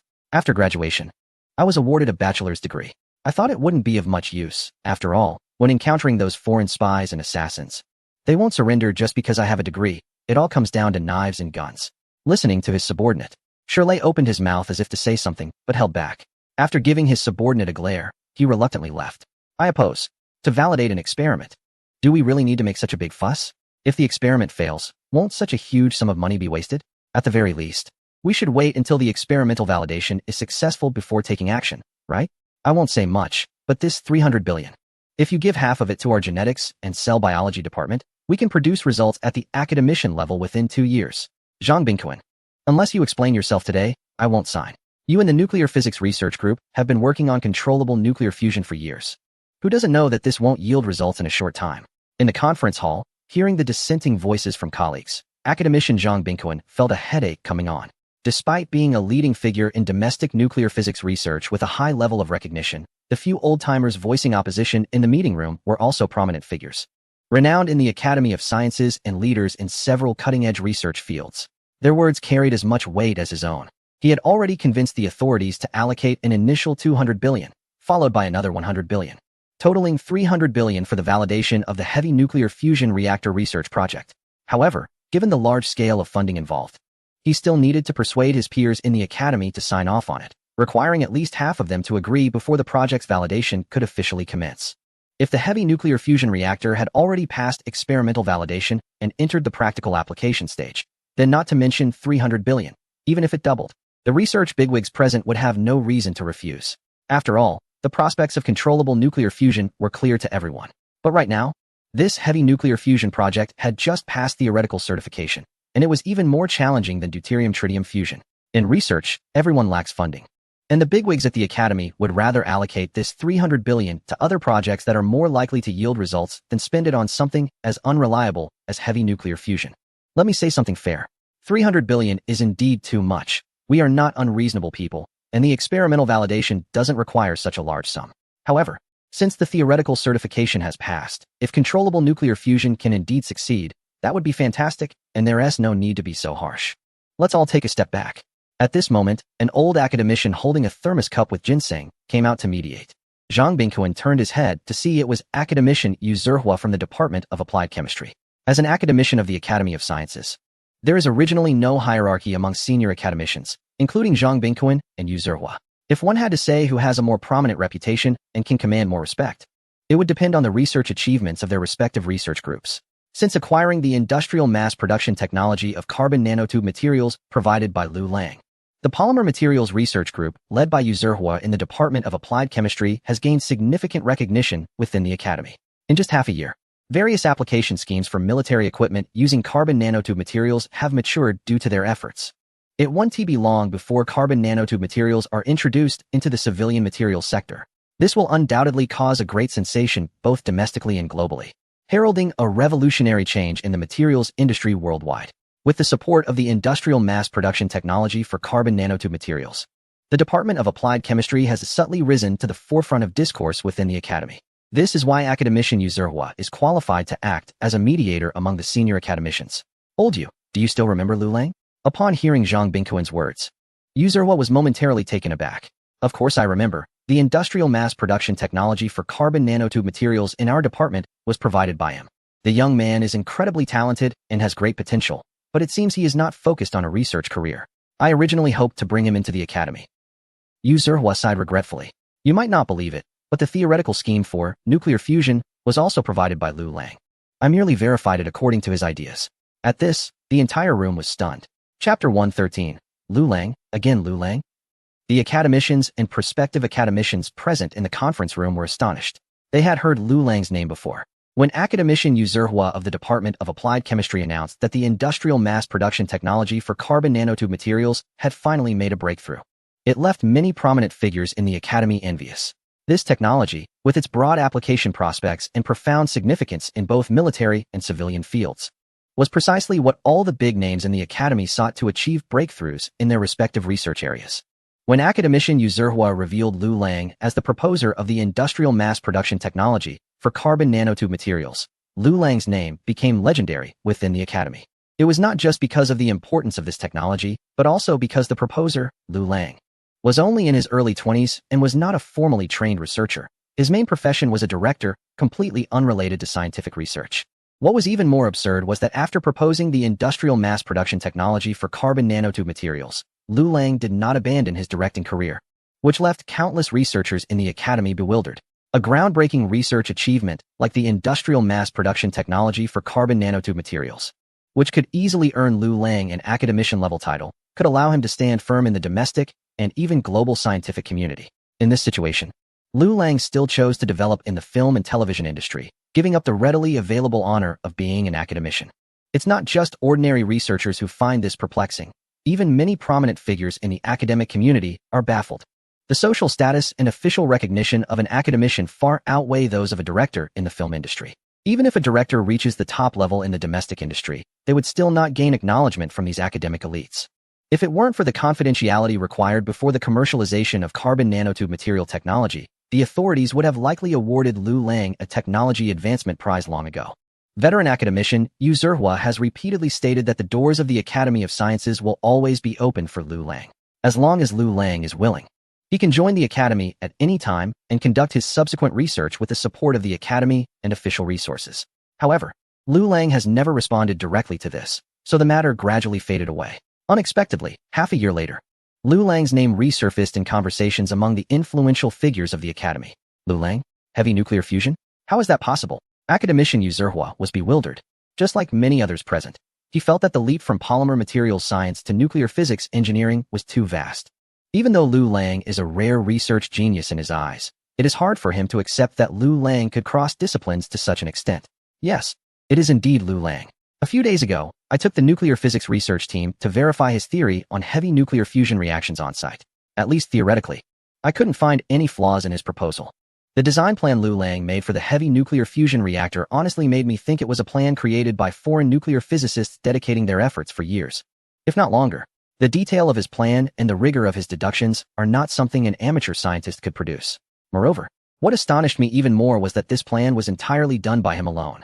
After hearing Zhang Bingquan's words, the crowd exchanged glances, all showing disbelief. If previously the attendees felt a sense of envy and jealousy upon learning that Lu Lang was the proposer of the carbon nanotube material industrialization technology, now, after hearing academician Zhang Bingquan's evaluation, they were all in shock. As the head of the domestic nuclear physics research team and a senior academician, Zhang Bingquan's academic capability is undoubtedly strong. His evaluation of Lu Lang's work in nuclear physics is the most authoritative in the country. If I previously thought Lu Lang's proposal for carbon nanotube material industrialization contained a bit of luck, after seeing his design plan for the heavy nuclear fusion reactor. I was completely convinced. Based on my years of experience in nuclear physics research, the feasibility of his heavy nuclear fusion is extremely high. Of course, in research, no one can be 100% certain. However, I am willing to stake my research career on this. If the experimental validation of this project fails, I will resign as the head of the nuclear physics research group, Zhang Bingquan said seriously to everyone in the conference room. Upon hearing this, there was an uproar in the room, and many participants were astonished by Zhang Bingquan's words. He was willing to risk his research career to successfully promote the experimental validation of this project. As a leading figure in the field of nuclear physics research in the country, Zhang Bingquan's statement carried significant weight. Come on, Lao Zhang. How old are you to be talking about resignation? Do you think you are one of those kids from the post-2000 generation? Yu Zihua said, easing the serious atmosphere after Zhang Bingquan's vow. This kind of remark wouldn't have meant much coming from others, but coming from the leader in domestic nuclear physics research, it felt a bit excessive. Zhang Bingquan was clearly pushed to his limits and was determined to push forward with the experimental validation. At this point, several senior academicians in the conference room exchanged glances and understood Zhang Bingquan's determination. Speaking of Lu Lang, I remembered that I recently visited the 404 Institute. You all know Li Fusion, right? At this moment, an elderly academician from the communications engineering field suddenly spoke up, drawing everyone's attention. He worked on military applications of radar electromagnetic wave direction at the 404 Institute. Looking at everyone present, I see that the confidentiality level is sufficient. So I'll speak frankly. Old Li mentioned that Lu Lang also provided significant assistance to their 404 Institute. This young man has made impressive research achievements in both polymer materials and radar electromagnetic waves. I think it's not impossible that he has something in the field of nuclear physics as well. The words of the elderly communications engineering academician were like the last straw that broke the camel's back. The senior academicians in the conference room finally ceased their objections and agreed. Bang, the door of the conference room was pushed open from the inside. Shirley, who was waiting outside, immediately spotted the flushed and excited Zhang Bingquan. Academician Zhang, has it worked out? That's right. Proceed as planned. We need to start the validation project as soon as possible. After receiving the confirmed answer, Shirley, who had been prepared, immediately began to contact the relevant departments and systems in the country according to the plan. The experimental validation project for this project officially began. The first to be summoned were the relevant departments responsible for the shell engineering of the reactor. As the largest part of the project, the shell engineering of the reactor included mountain modifications, structural reinforcement, and the construction of the underground living area below the reactor. According to the design drawings provided by Lu Lang, the area beneath the reactor would have a vast underground city, similar to that depicted in the movie The Wandering Earth. This was done partly to ensure better confidentiality for the project. On the other hand, the architectural structures that align with the film's worldview can greatly facilitate the filming of The Wandering Earth 2. Although these related projects do not involve classified information concerning advanced nuclear fusion reactors, their scale is enormous, accounting for about 80% of the total workload of the nuclear fusion experimental verification project.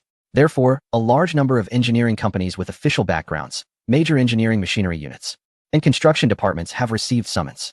From south to north, construction companies in various cities to production and construction corps in remote northwestern regions.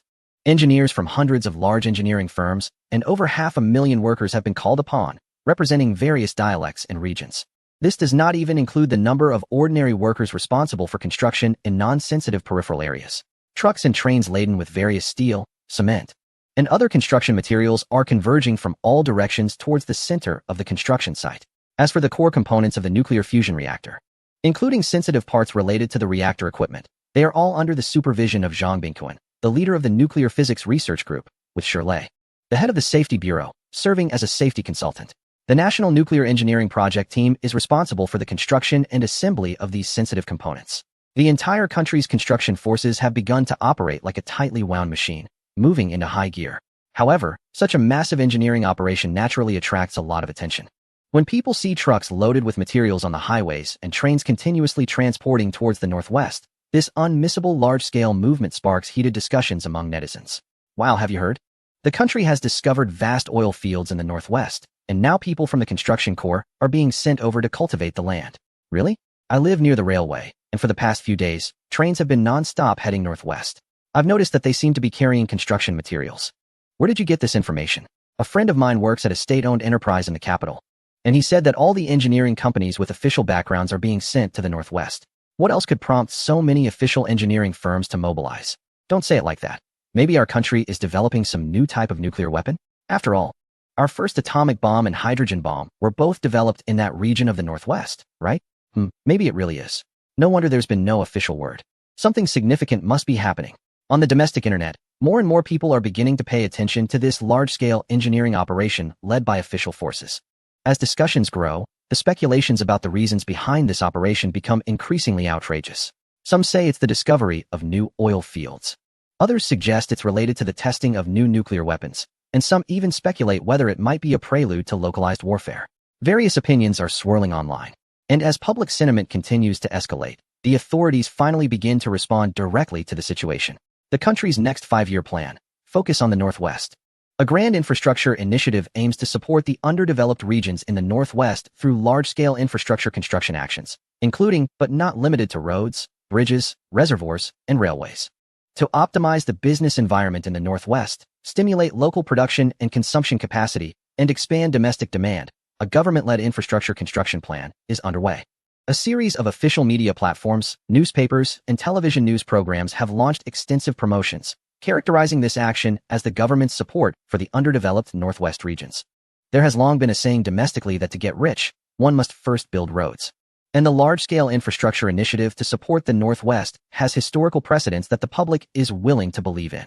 With relentless promotion from official media, the public discourse surrounding this initiative has largely dissipated. However, it is evident that this excuse does not quell the attention from external forces. The urgency of this movement far exceeds the pace expected of a 5-year plan. Manager, how much longer until we reach our destination? A young man wearing glasses, looking somewhat frail, asked the team manager on a bus heading from the southeast coastal region to the northwest. They were all temporarily summoned members of an engineering company responsible for peripheral construction for nuclear fusion reaction. The team manager turned to look at the frail young man and recalled that he was a newly recruited overseas Chinese engineer this year. We'll be there soon. Just a bit more until we enter the military administration area. Military administration area? Not only the frail young man, but many others on the bus also looked surprised. Soon, the bus was stopped at a checkpoint. Outside of this military checkpoint, the landscape was barren, filled with endless dry grass and sandy land. A few armed military police with service dogs approached to question them. After confirming that all documents were in order, they allowed the bus to proceed. From now on, all personal communication devices will be temporarily confiscated, and external communication will use company-issued special devices. Upon entering the military administration area, the team manager solemnly reminded everyone on the bus. Although some complained, they complied. However, the frail young man reacted more intensely. This is an invasion of my privacy rights. I won't agree to it. If you don't agree, you will have to get off here. I will contact the bus to take you back. The team manager did not take it to heart. Hearing that he needed to leave, the frail young man's expression twisted for a moment. But he ultimately chose to surrender his communication device. After the devices were collected, it took quite a while before the bus finally arrived at their destination. A vast area that had been turned into a temporary construction site. In the distance, a towering mountain could still be seen. Chapter 115, we need to come up with a plan. The barren land had already transformed into a large-scale construction site. In the parking lot, hundreds of buses gathered in the area. The temporary accommodation area is constructed from container-like modular cabins. As far as the eye can see, thousands of people are bustling in this area. Under the guidance of military personnel, those who have just arrived at the construction site begin to register. Remember, with your identification badge, you can only move within the area designated for your badge. Once you cross the boundary, don't say I didn't warn you. Even if the head office intervenes, there will be no way to get you out. Are you all listening? Stay alert. We are here to work, not to travel. The team leader sternly warned the engineers following him. Wang Shidong pushed up his glasses and his expression grew more serious. The identification badge he received was E163156, while the team leader's badge was C32512. From the identification badges of the surrounding colleagues, it seemed that E-level badges had the lowest rank, allowing movement only within the barren work area. In contrast, the C-level badge held by the team leader permitted him to get somewhat closer to the mountain known as Lang Lang Mountain, in a radius of several dozen square kilometers. That mountain peak stood out the most. The surrounding area of the construction site was engaged in basic engineering projects. The closer one got to the mountain, the higher the confidentiality level. It was clear to anyone that this project had a high level of secrecy, with the real secrets lying around Lang Lang Mountain. Manager, what exactly is the project we are participating in? Why is the military-controlled area so vast? I roughly estimated that since we entered that military checkpoint, we have covered almost 100 kilometers. The entire military-controlled area must be at least over 10,000 square kilometers, right? Wang Shidong asked the team leader slowly. Looking at the weak-looking young man in front of him and the other engineers with puzzled expressions, the team leader did not answer directly. Just focus on doing your job. You all volunteered for this, and the bonuses offered by the company are quite generous. You only need to know that this is an official project. Listening to the manager's words, Wang Shidong did not stop probing. Manager, we must at least know what project we are involved in, right? It wouldn't be something like what S said online about nuclear weapon tests happening over that mountain, would it? We all have to sign confidentiality agreements. We deserve to know something, right? Don't you think so? After saying this, Wang Shidong turned back to try to resonate with his colleagues, urging them to press the team leader for answers. However, he unexpectedly received little response from his colleagues. Our responsibility is to plan the living spaces within the enclosed area, including design drawings and sample provision. Other than that, we have nothing to do with the other projects. To be honest, I'm not afraid of you laughing. But with my sea-level badge, I can only operate in the outer area. I don't know any more about the more confidential matters than you do. Upon hearing the manager's words, Wang Shidong felt a wave of astonishment.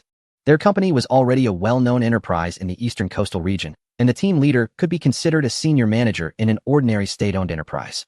However, even so, in this construction site and project, he remained just an inconspicuous participant. This made him increasingly anxious about what was hidden in the distant mountain. You are Wang Shidong, right? Lost in thought, the team manager redirected the conversation back to the frail young man who had been questioned. Wang Shidong's heart tightened. Yes, manager. How long have you been with the company? A little over 5 months, almost half a year. Oh, I remember now. You came in through the talent introduction program, right? From Nanyang Technological University in Singapore or from a university in another region? I can't quite recall. Manager, it's Nanyang Technological University. And I have no connection to that other place. I've never been there. Hearing the mention of that region, Wang Shidong immediately panicked, hurriedly denying any association. Well, don't be nervous. I was just asking casually. The team manager squinted his eyes and smiled, trying to reassure this frail young man who seemed even more anxious than if he had encountered armed military police. Under the manager's lead, everyone was soon assigned to their respective temporary accommodations. After dinner, they waited for the next day when various tasks would officially begin. However, in the temporary accommodation, Wang Shidong felt restless. He was regretting whether he had overreacted during the manager's inquiry earlier.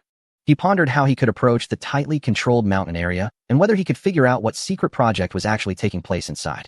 He also had to think about how to communicate with the outside world after handing over his communication devices. As for the officially issued communication equipment, he would never dare to use it. If it were traced back to whom he contacted, Wang Shidong would never gain his freedom again.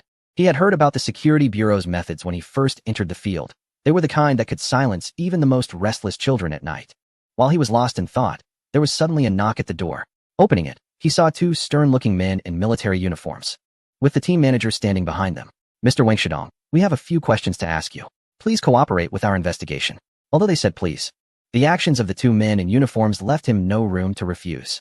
Surrounding the temporary accommodation were 5 or 6 armed military police. And judging by the way they held their guns, they were likely already ready to fire at any moment. In an instant, Wang Shidong realized what was happening, and his face turned pale. Is our profession really at this level? Caught as a spy and already peeing his pants before being interrogated? How are these foreign intelligence organizations trained? Do they really think they can figure out what we are doing with these people? Shirley listened speechlessly to the latest report from his subordinate, who mentioned that another spy had been found at the outer construction site. Boss, these guys are all technical personnel and haven't undergone any formal counterintelligence training. They all entered the country before the planning of the nuclear fusion reaction project. It's strange that we haven't caught any of them during such a strict operation. However, this project won't be completed anytime soon. I'm afraid that the longer it takes, the more attention it will attract from foreign intelligence forces and unexpected incidents may arise. After hearing the analysis from his subordinate, Shirley, the head of the Security Bureau, furrowed his brows even tighter. In just a few days, more than 10 spies had been identified, and although they were all rather incompetent, their essay saying, a thief can operate for 1,000 days, but a guard can't be on watch for 1,000 days. We need to find a way to divert their attention. Chapter 116. Be careful, don't give yourself away. When Lu Lang met Shirley again, it was already half a month since their last meeting. The situation was as follows. So far, our Security Bureau was confident in intercepting the intelligence spies from foreign forces and preventing information about the controlled nuclear fusion reaction from being leaked. However, as time passes, activities in the Northwest would certainly attract more attention from foreign forces. After listening to Shirley's account, Lu Lang also frowned. In just half a month, nearly 20 spies had been uncovered within the project team related to the controlled nuclear fusion reaction. Although this number might not seem exaggerated compared to the total mobilization of over 1 million people, it should be noted that these million had already undergone preliminary screening. If it weren't for the various differences in ethnicity, skin color, and culture, and the many restrictions on spies operating domestically, the number would probably be several times higher. Lu Lang realized the challenges faced by the Security Bureau. Their numbers were limited. If the heat surrounding the controlled nuclear fusion reaction project continued to rise, there was no way to guarantee that information would not be leaked. The significance of the controlled nuclear fusion reaction is immense. Anyone with a basic understanding of current world technology knows it represents an almost limitless energy supply. This nearly unlimited energy supply is akin to an inexhaustible gold mine for countries around the world. In reality, for the oil and gas resources of smaller nations, some powers have been known to use various justifications to exploit them, even resorting to acts of aggression. Energy serves as a hard currency at the national strategic level for countries, and is a crucial support for maintaining dollar hegemony. Once any information about the domestic, controlled nuclear fusion reaction were to leak out, nations viewing our country as a potential competitor would undoubtedly react aggressively. If they can seize the oil and gas resources of smaller nations, they would be even more inclined to destroy a major nation's potential ability to master controlled nuclear fusion, rather than allow it to successfully develop and thereby completely resolve its energy challenges.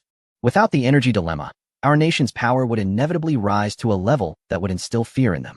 I understand the importance of information confidentiality, but are you here because I can offer assistance? Lu Lang asked Shirley, knowing that at such a time, the busy head of the Security Bureau wouldn't come to chat. Mr. Liu, remember we previously discussed the application of carbon nanotube material technology, right? Remember? Weren't we supposed to wait until the military applications of carbon nanotube materials were fully realized before developing the civilian market? Lu Lang said with some confusion. After the first film of The Wandering Earth was completed, the filming base was completely taken over by military departments. The base has since been transformed into an industrial production facility for carbon nanotube materials, with large quantities produced primarily for various military equipment. Once carbon nanotube materials achieved mass production, their cost became comparable to that of steel of the same volume. Yet they far surpassed modern steel in key properties such as metal fatigue resistance, heat and cold resistance, and various metal ductility. Therefore, Lu Lang could certainly understand their initial application in military equipment. Indeed, after several months of effort, some key military facilities have completed upgrades to incorporate carbon nanotube materials. The remaining basic military equipment is not urgent and can be addressed gradually. So, are you preparing to announce the industrial mass production technology for carbon nanotube materials? To attract the attention of foreign intelligence forces?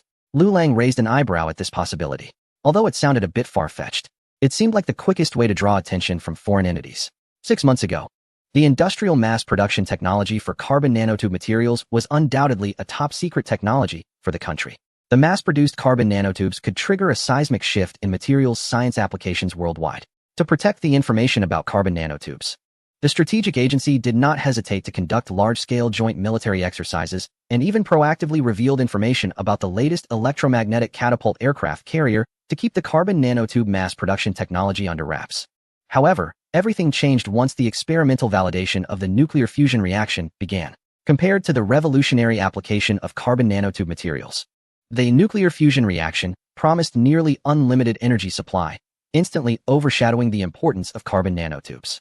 Thus, after weighing the pros and cons, the strategic agency decided to release some information about carbon nanotube materials as bait to protect the even more crucial nuclear fusion reaction project.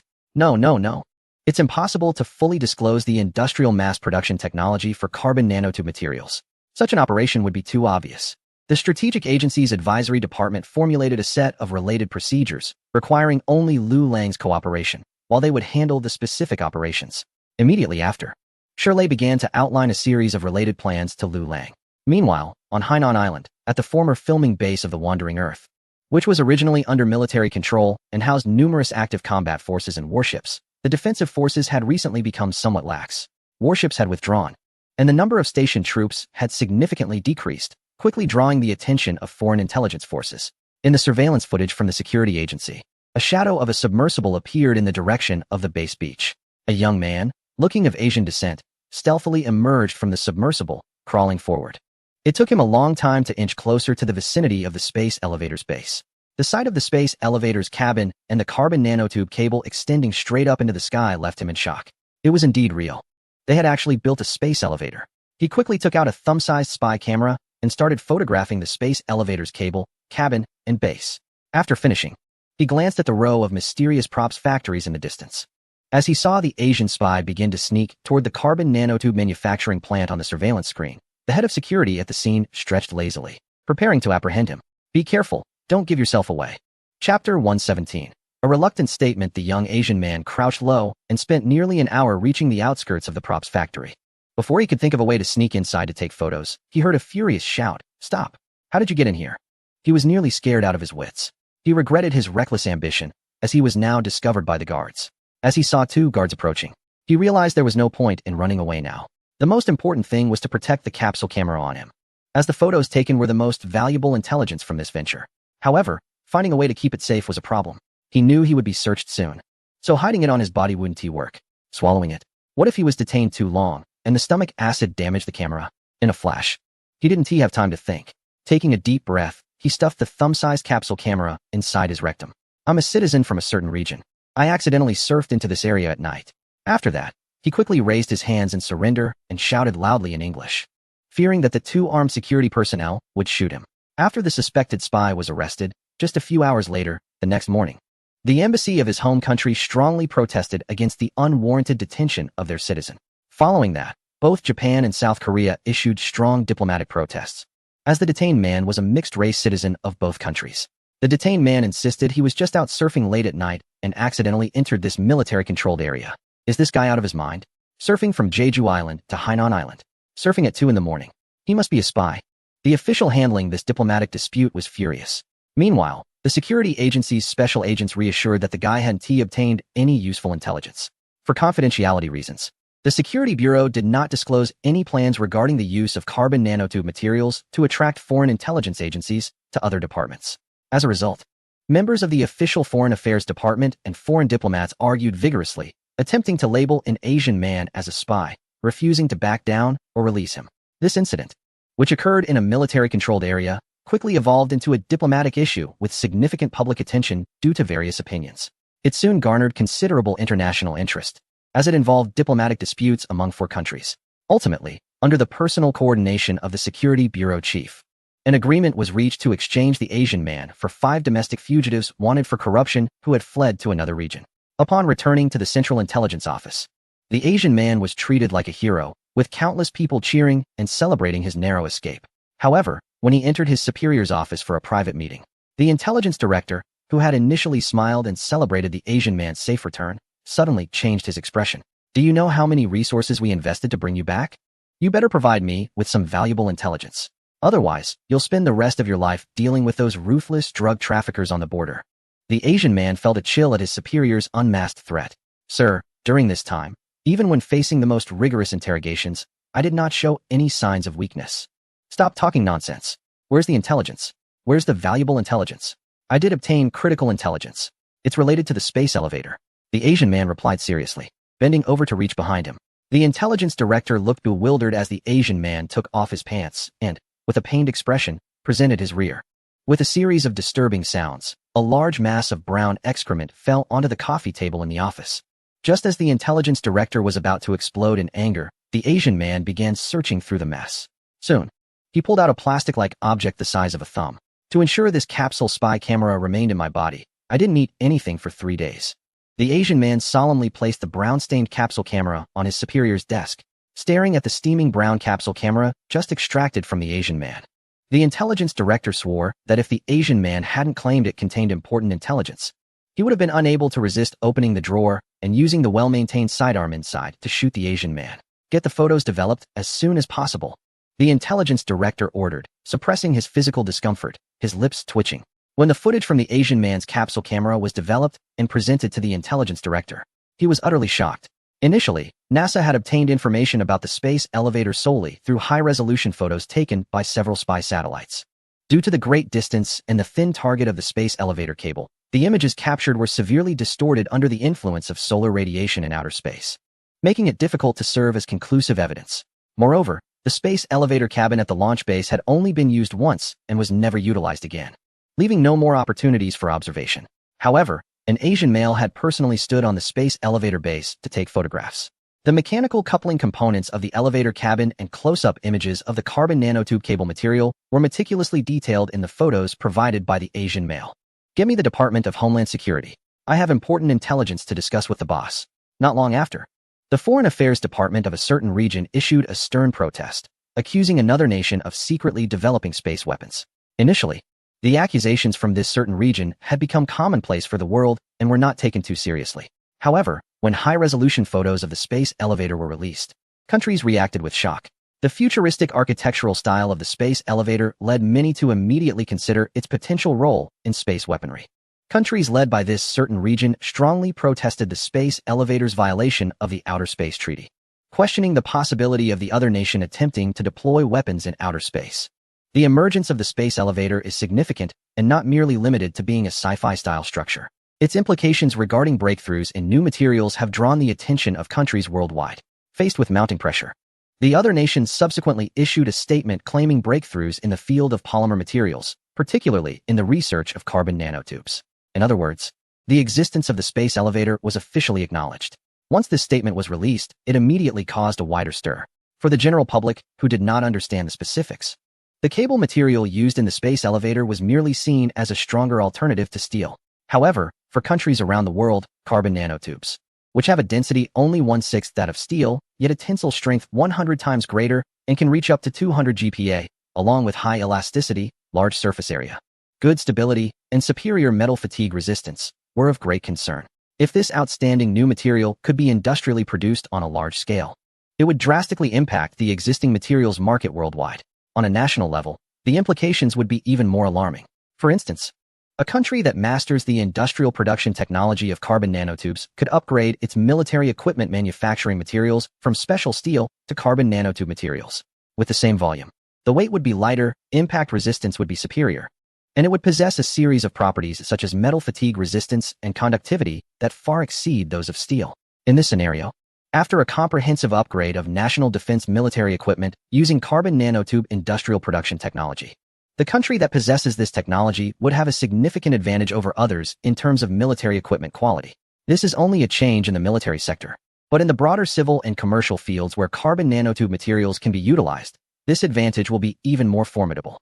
In no time, officials from various countries have become anxious, and foreign intelligence agencies have begun to mobilize, flocking to the industrialization and mass production base of carbon nanotube materials located on Hainan Island. The unusual activities in the Northwest region have temporarily been set aside. Various high-tech spy satellites are continuously monitoring the original filming base of a well-known sci-fi movie around the clock. The crucial technology for the industrialization and mass production of carbon nanotube materials is under intense observation by foreign intelligence organizations across every area of the 40-square-kilometer filming base. Boss, it's effective. Most of the foreign monitoring forces that were originally concentrated in the north have shifted to the south in recent days, according to real-time monitoring by the Counter-Espionage Department of the Security Bureau and reports from insiders embedded within foreign intelligence organizations. The results of announcing the industrialization and mass production technology of carbon nanotube materials have exceeded their expectations. There are now very few people still paying attention to the major infrastructure plans in the Northwest region. The recent directive received by foreign intelligence organizations is to mobilize limited personnel to quickly obtain progress reports on the industrialization and mass production technology of carbon nanotube materials and all related valuable technical information. In comparison, the movements in the Northwest region are no longer their focus. In the eyes of these foreign intelligence organizations, no matter how outrageous the situation in the Northwest is, it is merely about the research and development of some new type nuclear weapons at most. The significance of the widely applicable mass production technology of carbon nanotube materials is no less than that of the unproven and potentially dubious new type nuclear weapons. The results are decent, but we cannot be blindly optimistic. We must remain vigilant. The confidentiality of the nuclear fusion reactor cannot be overstated, and we need to amplify our misleading propaganda. Shirley calmly advised his subordinates, pondering for a moment, then used secure communication equipment to contact Lu Lang. Mr. Lu, the plan we prepared earlier can now be implemented step by step. Are we really going to do this, Brother Lei? Won't this provoke them further? The Firestone project must not fail. Any potential threat must be eliminated. If necessary, we can even use carbon nanotube materials as bait. Shirley's decisive words sent a chill down Lu Lang's spine, and he finally understood the status of the nuclear fusion reactor in the eyes of the authorities, representing infinite energy. Its importance has become a top-level confidentiality target domestically. Alright, now let's wait for my news. The next day, Lun Yin, the executive president of technology, held a press conference in the capital, announcing a deep collaboration between the technology sector and domestic aerospace authorities. In the future, they would enter the original filming base of the well-known sci-fi movie as a private enterprise to commercialize operations on the space elevator. The company's forward-looking business is space travel. In the future, it will utilize the space elevator, which has been renamed Fuyo, to transport tourists to outer space at an altitude of tens of thousands of kilometers above the ground, fulfilling its space travel plans. Considering the low operational costs of the space elevator, what was once a space trip costing tens of millions of dollars, exclusive to the wealthy, will see its price drop significantly. The chief technology officer, Lun Yin, even stated at the press conference that the goal of future technology is to become a leading enterprise in the global space travel sector, and when faced with competitors, he does not rule out the possibility of using price wars as a strategy. Wow, that's impressive. I knew that once our country's enterprises enter any emerging industry, the prices in that sector would be driven down. As a veteran in the electrical automation industry, just looking at the operational method of that space elevator, the cost for each trip of the elevator cabin is probably only tens of thousands, and at most won't exceed 100,000. Wow, with such low costs, the ticket price for a trip to space might only be a few $100,000. If I save up a bit, I might just have a chance to see outer space. Did you notice? The space elevator is named Fuyo. It means soaring straight up for 90,000 miles. That's a great name. Both pleasant to hear and meaningful. I think calling it Tower of Heaven would be better, more imposing. Fuyo sounds too soft. Where did that person come from? That name sounds quite ordinary. Since it's located on Hainan Island, why not call it Hainan Skyladder? Movies are becoming reality, guys. I can't believe the space elevator from the movie The Wandering Earth has actually come true. Wow, the Predator drone is real, and so is the space elevator. I hope that vertical takeoff and landing J-20C is also real. Your imagination is too limited. I'm now worried about whether they might blow up the moon. I need to rewatch The Wandering Earth again. At the technology press conference, countless netizens excitedly began commenting below. The thought that such a sci-fi structure as a space elevator from the movie actually exists in the real world drew many to interact with the official account of The Wandering Earth. The film, which has not yet left theaters, saw its popularity surge once more. Chapter 119. Ultra-Low Orbit Satellite Constellation Plan. Have you heard? People from our country have really built a space elevator. They even made a movie about it. It's just unbelievable. Are you talking about that movie The Wandering Earth? Isn't that a sci-fi film? How could there really be a space elevator in the real world? I'll send you a link. Hurry and check it out.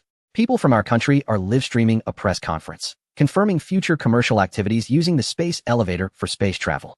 As Lun Yin announced the explosive news about the space elevator Fuyo at the technology press conference, not only domestic netizens were excited, but this news quickly spread to international audiences, attracting countless viewers from abroad. Many foreign audiences initially held biases against the sci-fi film The Wandering Earth produced by a certain country. The global success of sci-fi films from a certain film industry is significantly attributed to its strong military power. Along with the presence of many advanced technology companies such as NASA, SpaceX, and Microsoft, only with formidable technological strength, such as NASA's Mars landings, lunar exploration vehicles, SpaceX's reusable rocket launch plans, Starlink projects, and Microsoft's ChatGPT natural language processing tools, can the strong technological foundation of that region be highlighted. Under such circumstances, it is easy for sci-fi films from that industry to gain acceptance from global audiences. In contrast, many foreigners are not well informed about the advanced science and technology of that country, often left with only a few stereotypes like Kung Fu, the Great Wall, and porcelain. Thus, they naturally approach sci-fi films produced by that country with skepticism. However, when news about space elevator development surfaced, many foreigners experienced a dramatic shift in their perception of that country. Unbelievable, a space elevator, and that country actually built it before us. Has our taxpayer money been used to buy those expensive teacups instead? I can't accept this. Such a high-tech structure. And they were the first to create it. We are always so blindly arrogant. Sadly, those competitors are secretly advancing, and by the time we notice, they may have already surpassed us. We need a proper leader. Make our nation great again. Don't worry, it's just a small space elevator. We still have Musk and his Mars colonization plans to look forward to. Be wary of that country developing space weapons. We need another Star Wars program to deal with this new opponent, just like we did with the Soviet Union last century. Many foreign netizens struggled to accept that this country had surpassed their own in the development of a high-tech space elevator. They called for official attention to the matter. In reality, when the space elevator was mentioned at a tech conference, numerous foreign intelligence organizations quickly began to take notice. This had been a long-planned operation. That country seemed to be using private enterprises to disguise its ambitions in outer space. The head of a certain intelligence organization was skeptical of the claims regarding the peaceful use of the space elevator. He believed that the technology was merely a puppet promoted by that country's government, aimed at concealing a series of future operations they planned to deploy in outer space. However, before he could contact the Foreign Affairs Department to prepare for a formal protest and subsequent measures against that country, a shocking announcement was made during a live-streamed tech news conference. Inspired by SpaceX's business model, the company revealed plans to utilize the space elevator for satellite launch missions in the future. We have currently connected with the aerospace department of a certain country, responsible for the latest ultra-low orbit satellite constellation plan. It is expected that within the next 1 to 2 years, no fewer than 18,000 low-orbit satellites will be deployed in the corresponding outer space orbits. Here, on behalf of the company, I solemnly declare that the upcoming ultra-low orbit satellite constellation plan is purely a commercial endeavor, similar to the Starlink project. The satellites in the ultra-low orbit satellite constellation plan will be used for civilian commercial purposes such as news communication, weather tracking, and remote sensing positioning. With no military applications involved, our company promises to adhere to the principles of non-militarization in outer space commercial activities, just like our counterparts. Upon hearing Lu Nian's serious statement at the technology press conference, along with the English subtitles displayed below, the head of the intelligence organization in the region was taken aback. Despite repeated claims that the so-called ultra-low orbit satellite constellation plan is entirely within the realm of commercialization and civilian use, the fact that it is modeled after the Starlink project indicates that there are ulterior motives. As the head of the intelligence organization, he knows better than anyone who the true beneficiaries of the Starlink project are. In peacetime, it serves as a monitoring satellite to observe key military facilities and exercises of competitors, and in wartime, it acts as a spy satellite, equipped with powerful battlefield communication tools to provide various critical battlefield information to friendly forces.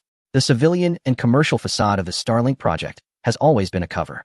Therefore, it is easy to imagine what the true intentions of this ultra-low orbit satellite constellation plan, which mirrors the Starlink project, really are. Get me in touch with the relevant authorities. Tell the operator that I need to speak with the boss immediately.